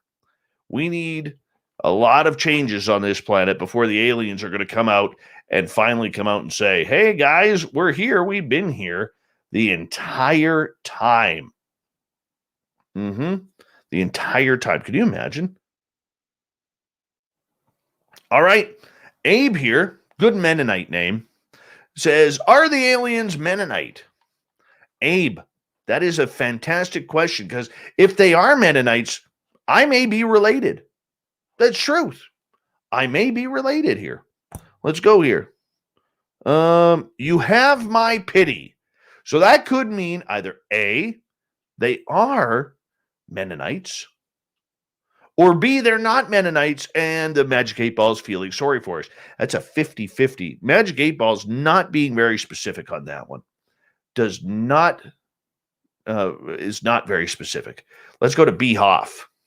Magic 8 Ball. Do they use the same size probe for everyone? Oh my. Oh my. Well, I'm curious about this one, to be honest. Reply Hazy. Try again. I think the Magic 8 Ball just gave you a really, you want to ask that question, B. Hoff? What do you think? It's one size fits all. That's what I think. One size fits all. You know, either way, for those who've experienced that, I would hope that they get some pity. I really would. All right. No anal probing around here, please. None whatsoever. Irish Lincoln. Will I go back in this year? I don't understand that. Will I go back in this year? Magic 8 Ball says, as I see it, yes. Yes. Apparently you will go back this year. All right. Let us move on here. Let's go to Magnus. Magnus is somewhere in Europe. Is bacon-wrapped food considered semi-breakfast? I already know the answer to this, but we'll see what the Magic 8 Ball is doing here. Censors read no. It's truth. Okay, bacon is a universal food, but the Magic 8 Ball is right. Just because bacon is universal and can be eaten with anything does not mean that it should be abused by trying to hide eating breakfast foods for dinner, lunch, or evening snacks. Okay, breakfast foods are for breakfast, not for evening snacks, dinner, or lunch. Even brunch. I mean, brunch is pushing it. Okay, but anything in between, okay, you can't hide it with bacon. Big Fat Creep is asking, are the aliens us from the future? Magic 8 Ball's answer is, come on, let's get a clear one. Don't count on it. Don't count on it. Which means that the aliens are their own species. They're not us from the future. However, what that doesn't say is there could be future humans coming back in time to check us on out. Maybe they're trying to find Marvin the Martian's PQ-36 space modulator. I don't know. They could be. They could be. I don't know. All right. Moving on here. Let's go to polar eclipse. No, we're not going to polar eclipse. That's a funny question, but not for terrestrial radio. All right. Keep it clean, people. That's all I'm asking. Keep it clean. That is funny, though. All right. Let's see. Olaf on Twitter is asking, can aliens disable all weapons humans have in a certain area, or can they shut down everything? Magic 8 Ball says, Sensors read no. No, the aliens can only, they do have their limitations, but I don't think we have the capability of shutting them down just yet. All right.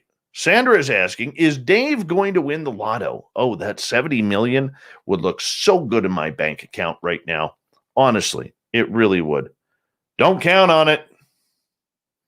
Thanks for the truth, Magic 8 Ball, in telling me that I will not win the lottery. I really appreciate that so much. Your honesty and your integrity to telling the truth, Magic 8 Ball, is something that I will always genuinely be proud of in using you as part of this show. Thank you for telling me that I will not win the a lotto for anytime soon. Thank you. All right, Chris Mo in Austria is asking, will humans ever settle outside of Earth? The answer is ask again later. Probably because we aren't there yet. Don't have the technology to get there. All right. Joe, another insulting question. Will Dave become a guitar god? Intel looks good. Now this thing's trying to, play with my feelings now after breaking my heart over not winning the lottery. Smoky Mountain Wanderer is asking, when I finish my book, will it be successful?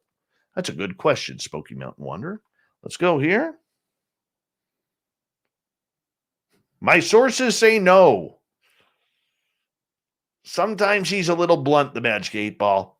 I do apologize for that. I can only read what he says. You know what? We'll bring you on the show when it's done, and then we will try and get you some audience. How about that? I'll make up for that. I will.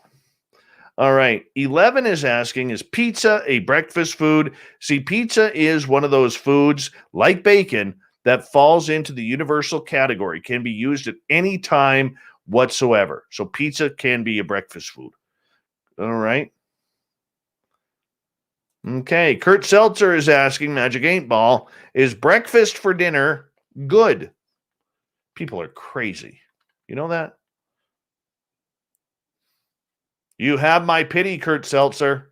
That's what the 8 Ball says. Have my pity. The 8 Ball isn't a fan of breakfast for dinner. Is not a fan of it. So, therefore, the 8 Ball is disappointed in the people who eat breakfast for dinner. Let's just be honest. They really are. Let's see. Mr. Lee 3PO, can anyone be abducted, or do you have to be special? Can anyone be abducted, Mr. 8 Ball? Well, battery's low. We're starting to run out here. We'll see if we can get an answer here for you. Come on. Got a lot of bubbles on it. I can't see it. Infinitely yes. Anyone can be abducted. Anyone can be abducted. It's the way it plays out. All right. Christian is asking. Hi, Christian Thompson. Will my new UAP website be a success? Let's hope so, man. Will it be a success? I'm sorry, but don't count on it. This thing's a jerk sometimes. Just to be honest with you. It's a jerk sometimes. I'm excited to see it, actually. Make sure you send me over the link so I can have a look at it. And, I think we only have time for a couple more. Magic 8 Ball is starting to be a little bit cranky here. Joe is asking, has Dave ever had Cheerios for dinner? Probably not since I was a kid. At that point, I was too stupid and young to know that breakfast meals shouldn't be eaten for dinner. In hypersleep, long time ago. Bygones. Total bygones moment right there. All right, let's see.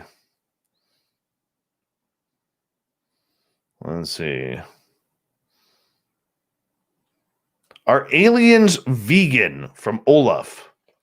Are aliens vegan?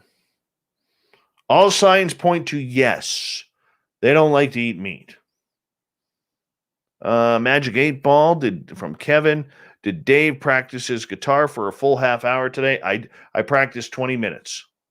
I practiced 20 minutes today. That's the truth of it all.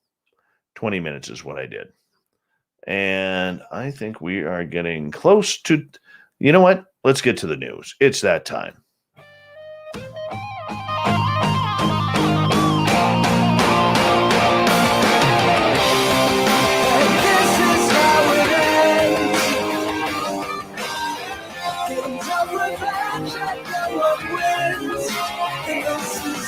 The news is always changing, which is why we bring you the SOR News Wire at the back end of every show, where we get to the weird, the strange, the wacky, and sometimes the ufological.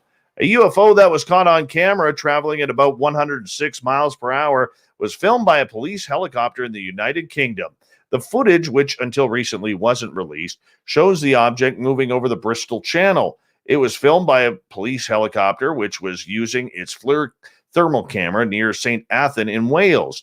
The object seems to move against the wind, appearing to travel at a high speed. Small segments of the video were shared by the NPAS team, but after a Freedom of Information request was submitted by former policeman Gary Heseltine, the full video has now been released. It shows the bizarre encounter, which took place on September 17th, 2016, and UFO investigator Heseltine thinks there are many questions that need to be answered by the UK government. NPAS Southwest says at the time that the heat was setting was set to low, to show hot objects as darker on the screen. The whole incident took place over 8 minutes, with the footage showing the camera changing settings to try and work out what it was. 3 years after the clip was released, police said a drone is possible, but they were unable to keep up with it, so it would have been very, very fast. Heseltine, in the meantime, says this is a verified police helicopter FLIR footage showing an object not seen with the naked eye, but clearly seen in the infrared spectrum. It is moving against the wind, so it's not a balloon, nor is it emitting any heat signature indicating a propulsion system. He says, my FOIA requests were largely stonewalled by the police authorities, and I believe there is much more information on this event that is yet to be released. A former police officer, he spent 6 years working with the RAF police, 24 years with the British Transport Police before launching a database for UFO sightings by police. He retired in 2013 to focus on his UFO research. Heseltine, in the meantime, says, I think it is likely that the other police helicopter crews have recorded similar footage on FLIR cameras. Given that the stigma relating to this subject is being lifted, I urge them to be more transparent on the issue.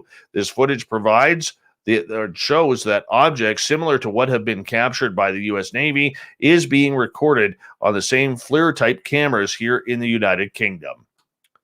Moving on. A woman in Thailand found an unexpected visitor in her house in the middle of the night last weekend.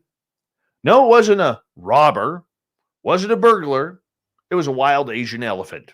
We were sleeping and woke up by a sound inside our kitchen, says Rachadawan, a resident of Hua Hin district in the province of Prachuap Khiri Khan. So we rushed downstairs, saw this elephant poking its head into our kitchen, where the wall was broken. Her wall already had a hole in it from when an elephant had smashed into her house last month. Really? Oh, this lady has bad luck. 2 elephant incidents in a month. Okay.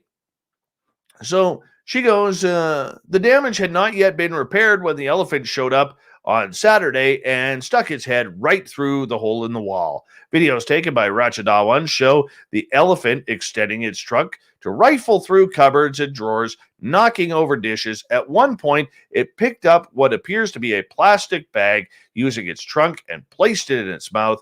I have seen elephants roaming around our town looking for food since I was young, she says, but this is the first time this actually did damage to my house. She added that there was no food in her kitchen on Saturday when the elephant came in, but it may have been trying to steal the salt stored inside.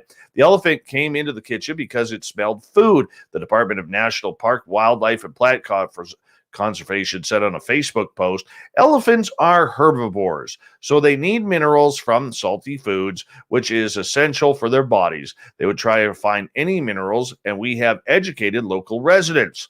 Rechodawan's house may have been targeted because it is located next to the entrance of the national park where elephants live, says Prateep Poiwangtarn, a staff member at the Satye Subdistrict Administration Organization. Similar incidents often happen in the area due to its proximity to the national park and elephants' habitat, he added. Elephant sightings and incidents typically increase during fruit harvest season. In recent years, an elephant destroyed a house where a resident was keeping fruit produce. Elephant-human conflict, though, has been on the rise in recent decades, not just in Thailand, but in places like India and across Asia where the animals live. As human settlements and infrastructure expand, wildlife habitats shrink and become fractured, leaving animals with less land, smaller packs, and fewer resources, forcing them to roam in search of food. Although roughly half of the geographic range of elephant habitat in Thailand is considered suitable for long-term elephant conservation, much of this area is threatened by agriculture, roads, and other developments, resulting in fragmentation and increased human-elephant conflict. All right, moving on. This will be our final story of the night before we get to the thought of the Dave. An angry Florida man pulled a gun on a drive-through worker because they forgot the cream cheese with his bagel. Yeah, the employee just happened to be the daughter of the police chief at Miami Gardens Police. Police say the man became angry at a Starbucks drive-thru when they messed up his order earlier this week. He returned to the window screaming at the employee. She asked whether he had paid for it or not, because cream cheese is always something to get violent over. He returned to the window and became so enraged that he decided to point a gun at the employee, but that she feared he would hurt her if she didn't give him some cream cheese. She felt in fear of her life. It was upsetting to know that someone would go that extreme for not having cream cheese on their bagel.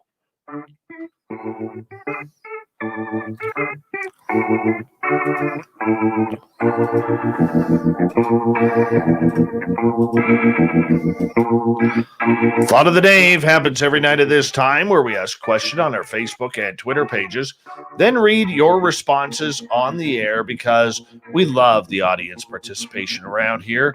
Today's Thought of the Dave is as follows. Oh, let's find out here. What is it? What's your thoughts on UFO disclosure heading into Friday's Pentagon release date? Damien, exciting, but we are going to be disappointed.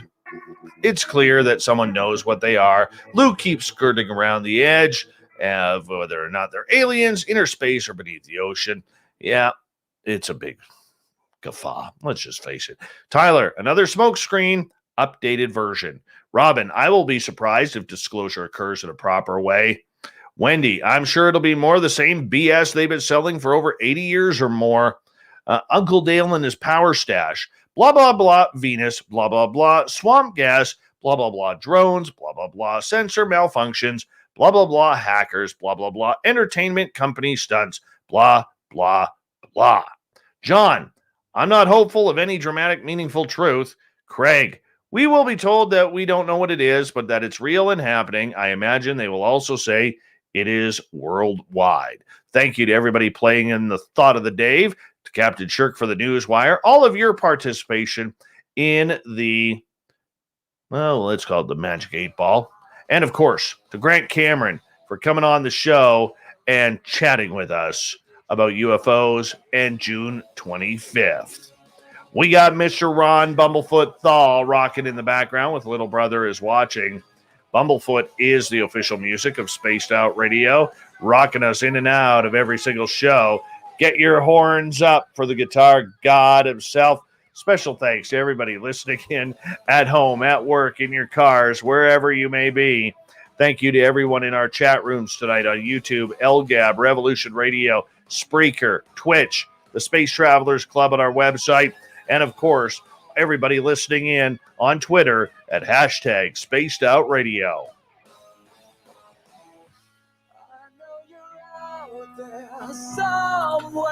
Remember, this show is copyright by Spaced Out Radio and SOR Media Ventures Limited. Thank you so much for choosing to share your evening with us, because together, my friends, we own the night. Mr. Bumblefoot, we need a favor. We need you to take us home.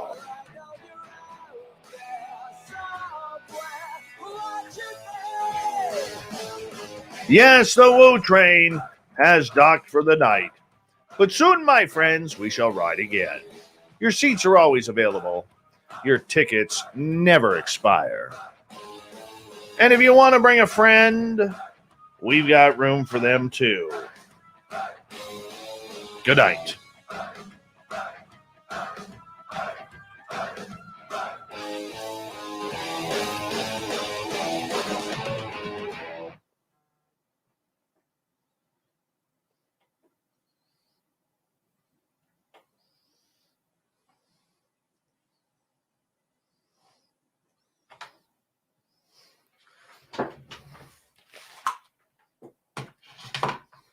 I want to see something here first.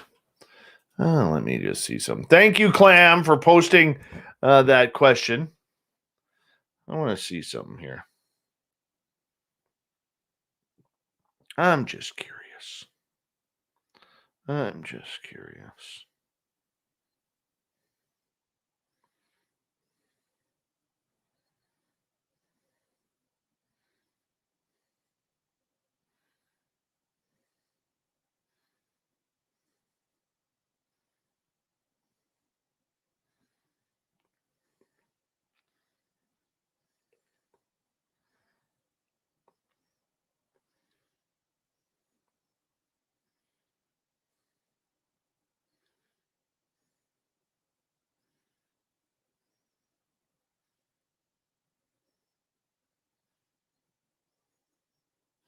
All right, there we go. We're all good. I have to get a new battery for my mouse. I lost my battery there during the show. Made a good recovery. I never seem to have AA batteries in here. I always have AAAs. I don't know how I end up with AAA batteries and never have AA batteries. It doesn't make sense. Oh, well. Reminder for tomorrow. AA batteries. I'll steal some from work. That's what I will do.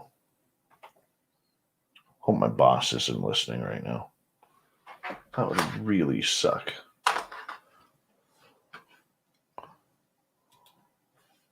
It would really suck.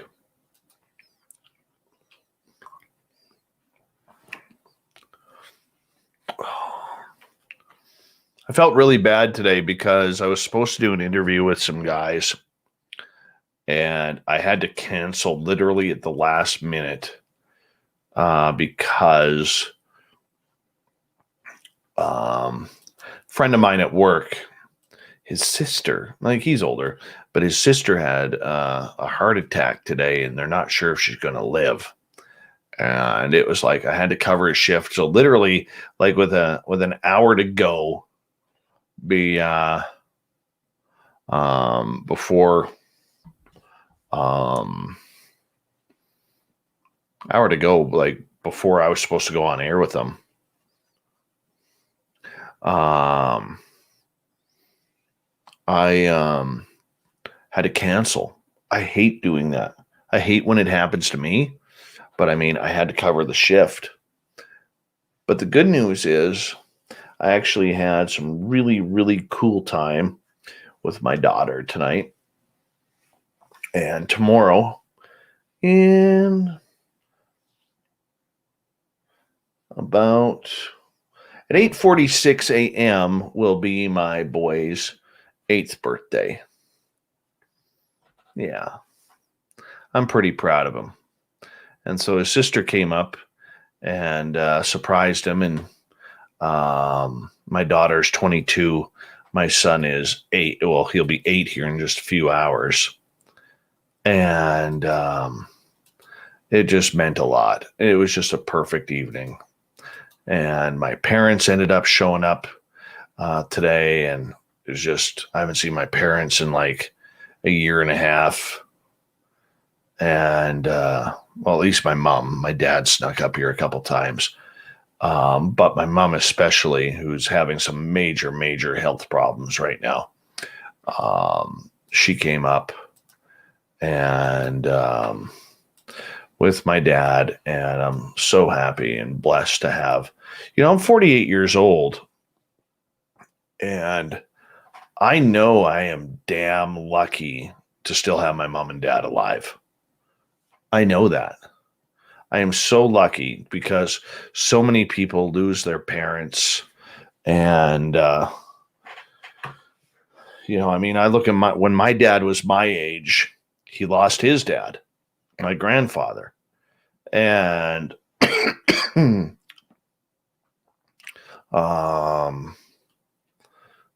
so I'm pretty lucky I still have my parents. I really am. And, I don't know how much longer I'll have my mom. I don't like talking about it negatively, but my mom is like the shell of a woman that I've seen before, and she's having some kidney issues and everything like that. So I know I'm blessed by still having my parents, and it was just nice to, my little guy, got to see everybody. And his other sister is coming up tomorrow. My other daughter, who's now living on the coast near Vancouver. And it's going to be good. So it's going to be real good. So it ended up being a good day. All right. Yeah, so you look at many of you who lost your parent or one of your parents or at an early age. I feel horrible for you guys. Horrible.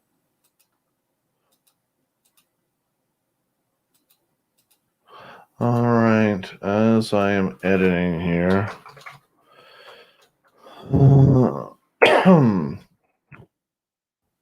Yeah, I'll be honest, and Kirk, I'll be honest with you. Today was an extremely happy day for me, an extremely happy day, and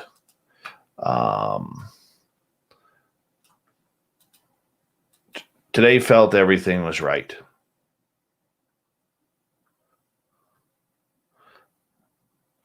Today felt everything was right.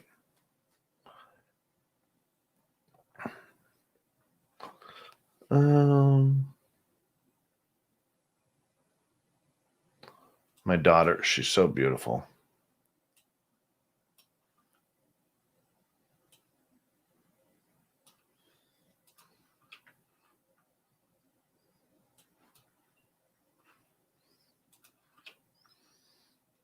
She's got really funky hair too. All right, let's get to Jennifer's question here. Dave, I really want to ask you a serious question. What has inspired you to do this, if you don't mind me asking? Pure naivety and stupidity. How about that?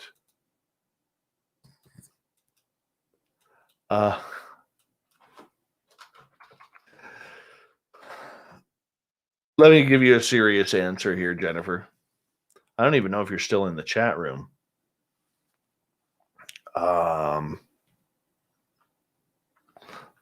But I'm an experiencer, and I'm not a researcher. I'm not a person who's going to go digging for things. And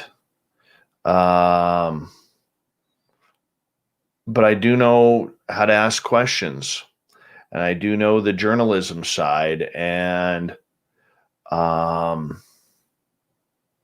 That's what kind of started it all. And I mean, selfishly speaking, this show is about, even though it's morphed into something way different, this show, selfishly speaking, is about me trying to find any answers, but more so commonality to the experiences, excuse me, that I have had.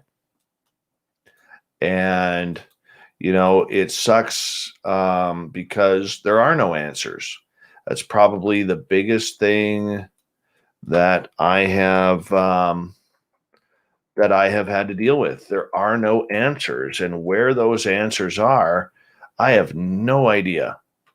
I have no idea where those answers are, but they're out there. And so it's a difficult question to ask. Like I still want to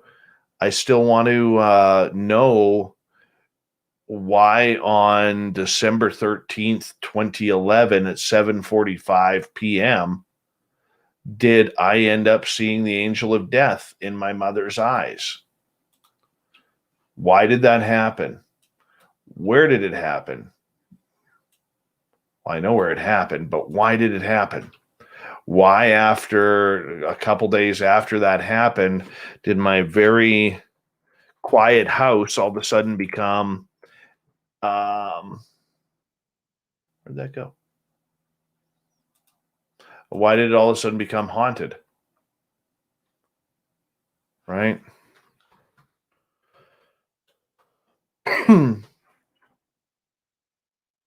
You know, why did that happen? Why did all of a sudden, you know, the ghosts start coming around and everything started coming around? And, you know, as time went on, why did I learn how to channel?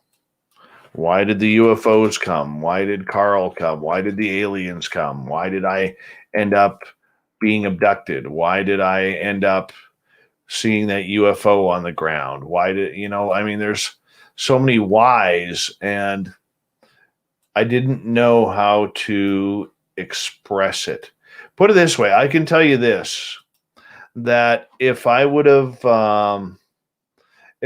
known about all of these online podcasts about this subject prior to me getting into this subject, I probably would not have started Spaced Out Radio.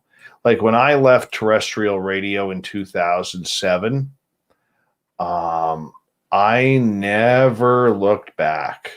Like when I left, I left. I didn't know how to work an iPod back in the day.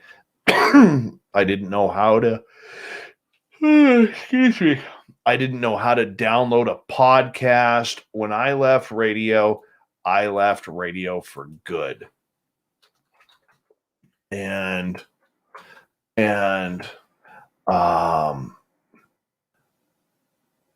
like I said, if I would have known, I mean, I didn't know who half these people are. I didn't know any of the guests outside of a couple I had listened to on Coast to Coast when Art Bell was tuning on in, and then George Norrie.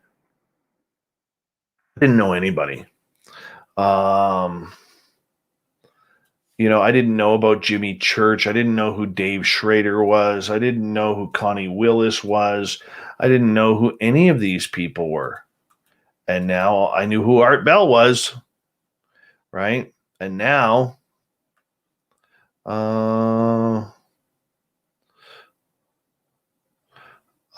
it's kind of good. Because, so let me just get this out of the way. What kind of picks? I use a harder pick, a heavier pick, I guess. That's what I'm using right now. I like this one. Some people call me Maurice. I think it's funny.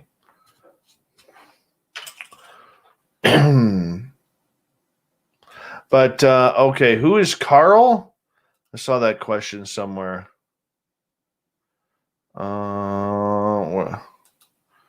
Who is Carl?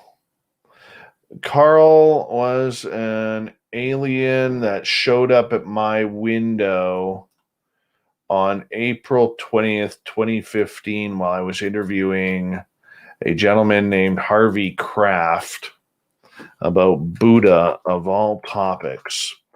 Carl showed up. I did a 2-hour show from 10 p.m. to midnight at that point. And Carl showed up about 17 minutes into the show.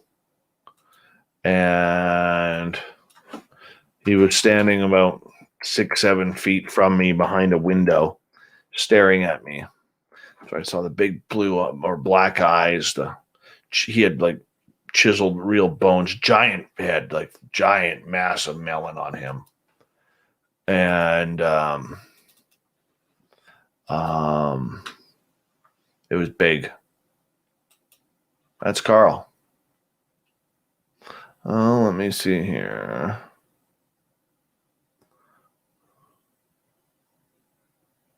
No, I don't know the Muffin Man. Who is the Muffin Man?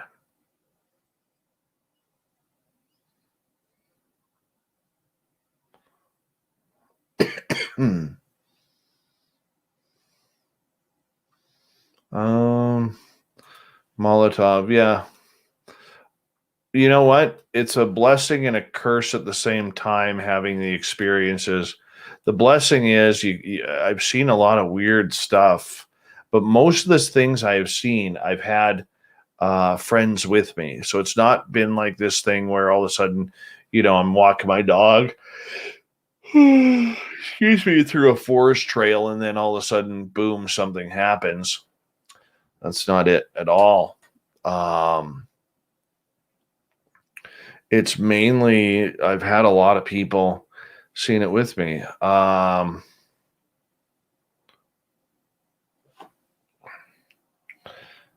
hard part about it is when people don't believe you because you have no evidence. I'm like everybody else. I don't have evidence.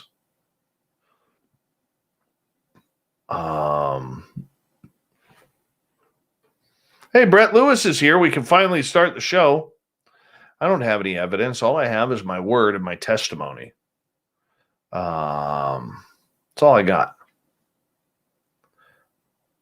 A lot of the things one of the things that hasn't made sense to me is a lot of stuff that I have seen. What the hell is this? Oh, there we go. A lot of the stuff that I have seen has been experienced by other people. It's kind of like I don't really believe it, because I try and have, as much as I'm into the woo and everything, I try and have a very skeptical, open mind, but a skeptical mind as well, because I think it's important to, I think it's important to have healthy skepticism. I really do. And the hard part about it is, a lot of times you don't believe it's happened to yourself. And I think that's where a lot of skeptics get it wrong with experiencers. And sure, experiencers may get their experience wrong, though the human mind is not perfect. Okay? The human mind is not perfect at all. But I think a lot of people who are skeptical, like whether it's Mick West or others,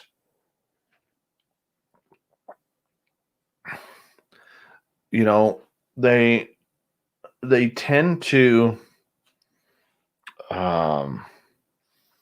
treat people like us as pariahs, people who have wild imaginations, grandeur thoughts, right? And that's not it at all. I mean, there's a lot of interesting things out there. Look, I lived a happily boring life before this all my experiences happened, you know, I lost a lot of friends. I'm not alone in that department. We've talked to people who say that. Okay, I've lost a lot of friends. I lost my best friend at 28 years because of it. All right, this hasn't been a let's start a podcast and let's see where it goes. Right? It's not like that at all. This hasn't been at times very nice. It's not a pleasant field. You look at the way people get ripped on social media. Tonight's a prime example. You look at the way people have been ripped on UFO Twitter, myself included. And we all, 98% of us are doing this for free. We're doing this for free. But for many out there, this is a livelihood, and it's tough. I mean, I don't know in any other field where so many people would stick around just to take shit every day, and it's something, whether it's being a liar about your experiences or accusations of being a liar or something worse or anything. I've experienced it all. I really have. I've experienced the good, the bad, and the ugly. And yet, for the majority of us, we keep coming back. We keep going. I mean, I've quit jobs for less than some of the shit I've taken in this field.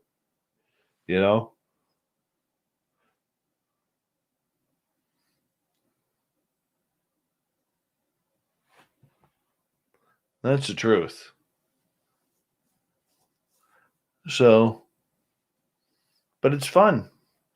For every bad apple, there's 171 people. How many on YouTube right now? So 165 on YouTube, 5 on Twitter, 1 on Twitch, watching right now. So for every one bad person, there's 171 others who are hanging out and are just amazing people. Amazing people.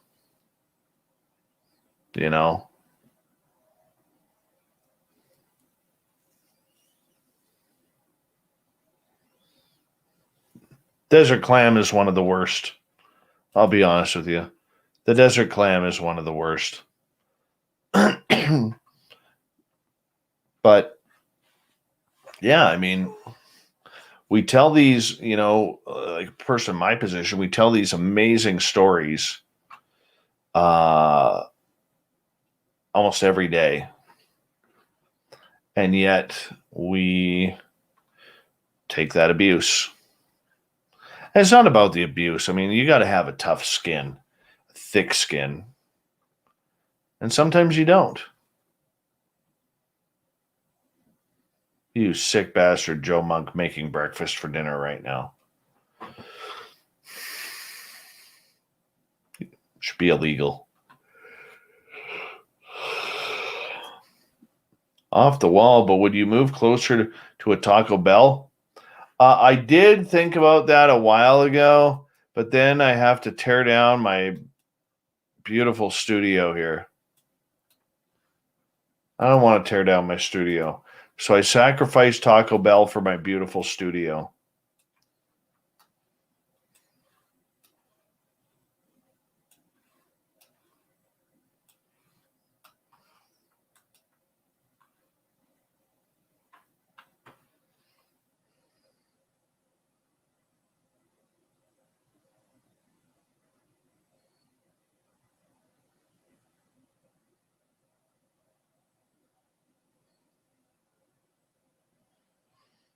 That's in there. Give me 2 seconds, people.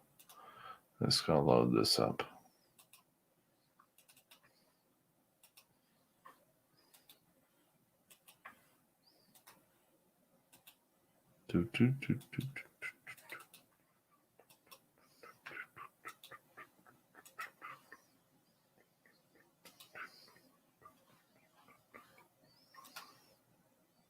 Hey, Nilbog Lord. Thank you, gorgeous and talented Jennifer Hawkins. Yes, Tina, I agree with you. I'll take 6 regular tacos, but I'll take your lettuce, okay? I will totally take your lettuce.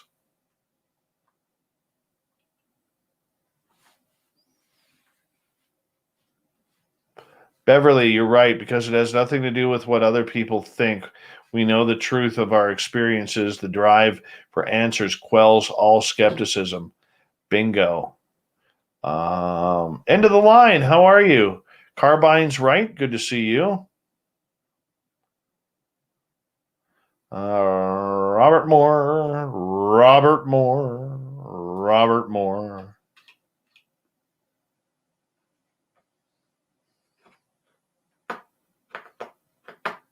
Tomorrow night on the show,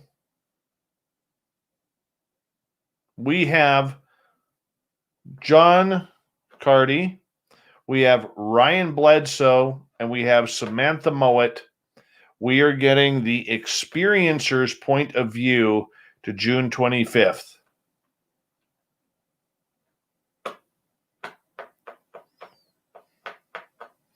Philip, Carl is not going to be here for a while. He's way up there. Carl didn't say anything.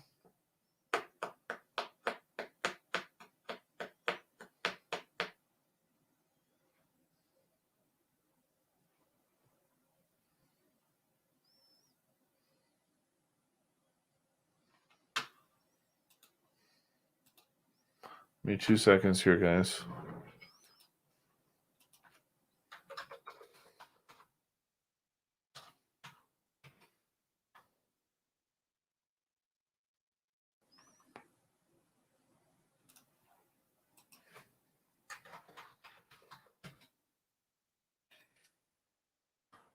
No.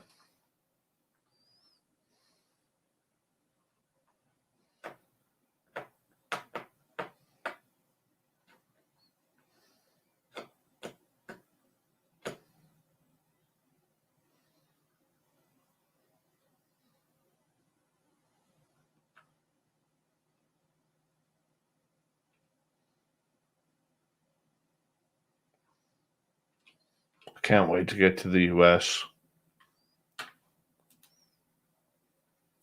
It's like July 25th, really? Or 27th, or whatever it is, really?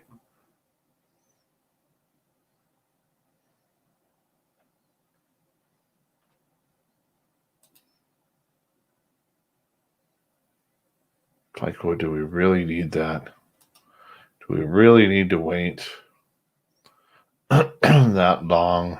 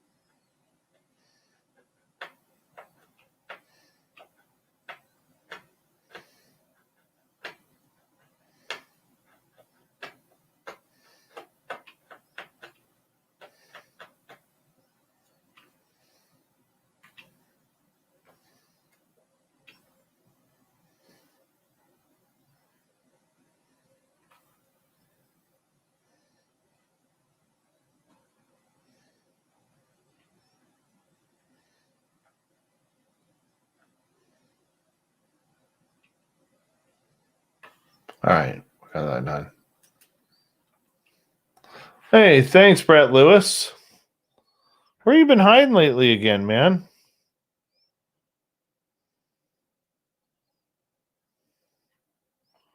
Where you been hiding? Oh, Preston, thank you for that super chat too. Appreciate that, man.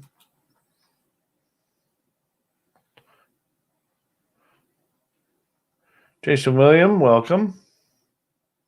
How you doing? Oh, excuse me. Missing someone here. Charlene Sampson. The Charlene Sampson. Welcome to the Space Out Radio's channel. Welcome, welcome, welcome. Welcome.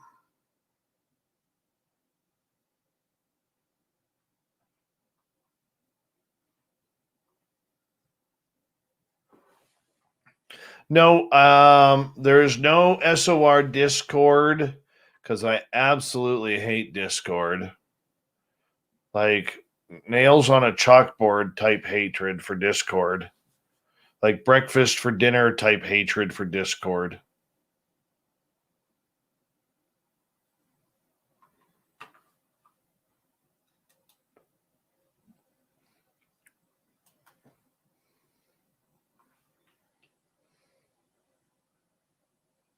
Discord's bad news.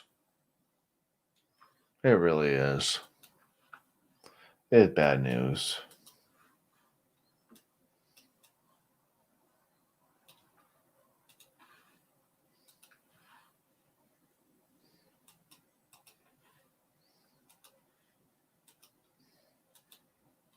You know what I hate about Discord, to be honest with you? The last time I used Discord, which was like a couple years ago, it is so impossible to log out.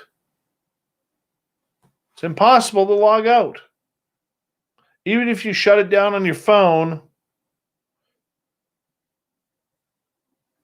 you can still hear it. And you want to just shake it, and you're like, shut the hell up. And you can't.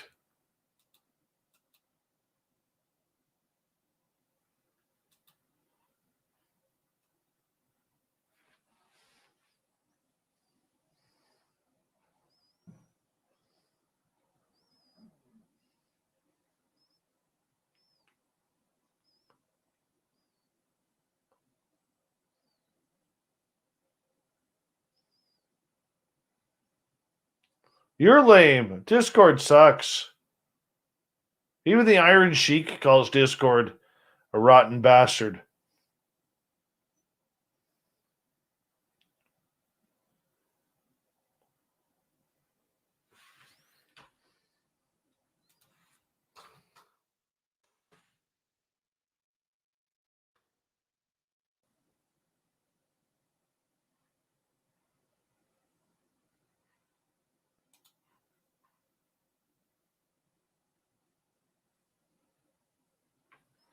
What is that? That is a spider walking across my desk. Just a little guy. Oh, he hung a left by my notepad. See where he's going. Oh, he's crawling up my foam by my speakers. Now he's crawling up my son's kindergarten picture. It's going up there somewhere. I'm going to leave him. I'm not even going to bug him. Not even going to bug him. Nope.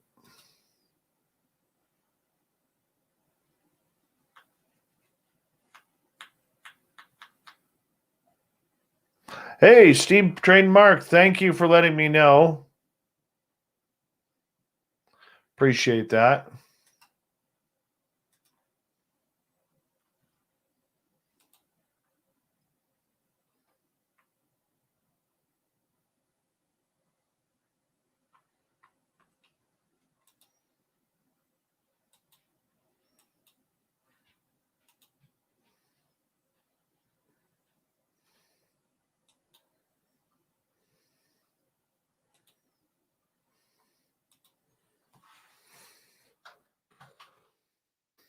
All right. I want to say a big thank you tonight to our super chatters with Preston, with Brett Lewis, Gorgeous Jules, Aria, Marty, Big Dog, Jenny, and Snakes, excuse me, for the great support that you guys have given our show here tonight. I want to say thank you to all of our veterans who listen to this show. We love you, and this is always home. Everybody who is our regulars on this guest, on our chat rooms, I love you, and let's just keep hanging on out. Will I still love you when you turn 64 on July 28th, Brett Lewis? Yes, I will. Yes, I will, man. Why not? Why the hell not? Why the hell not? So I'm going to say goodnight to all of you guys and appreciate you tuning on in and enjoying everything that we do on a nightly basis. Tomorrow night on the show, it will be about the experiencer side of June 25th. Hope you drop along and hang out with us, and we'll make some fun happen tomorrow night as well. Thank you again, everyone. You have a wonderful night, okay? Stay safe. We'll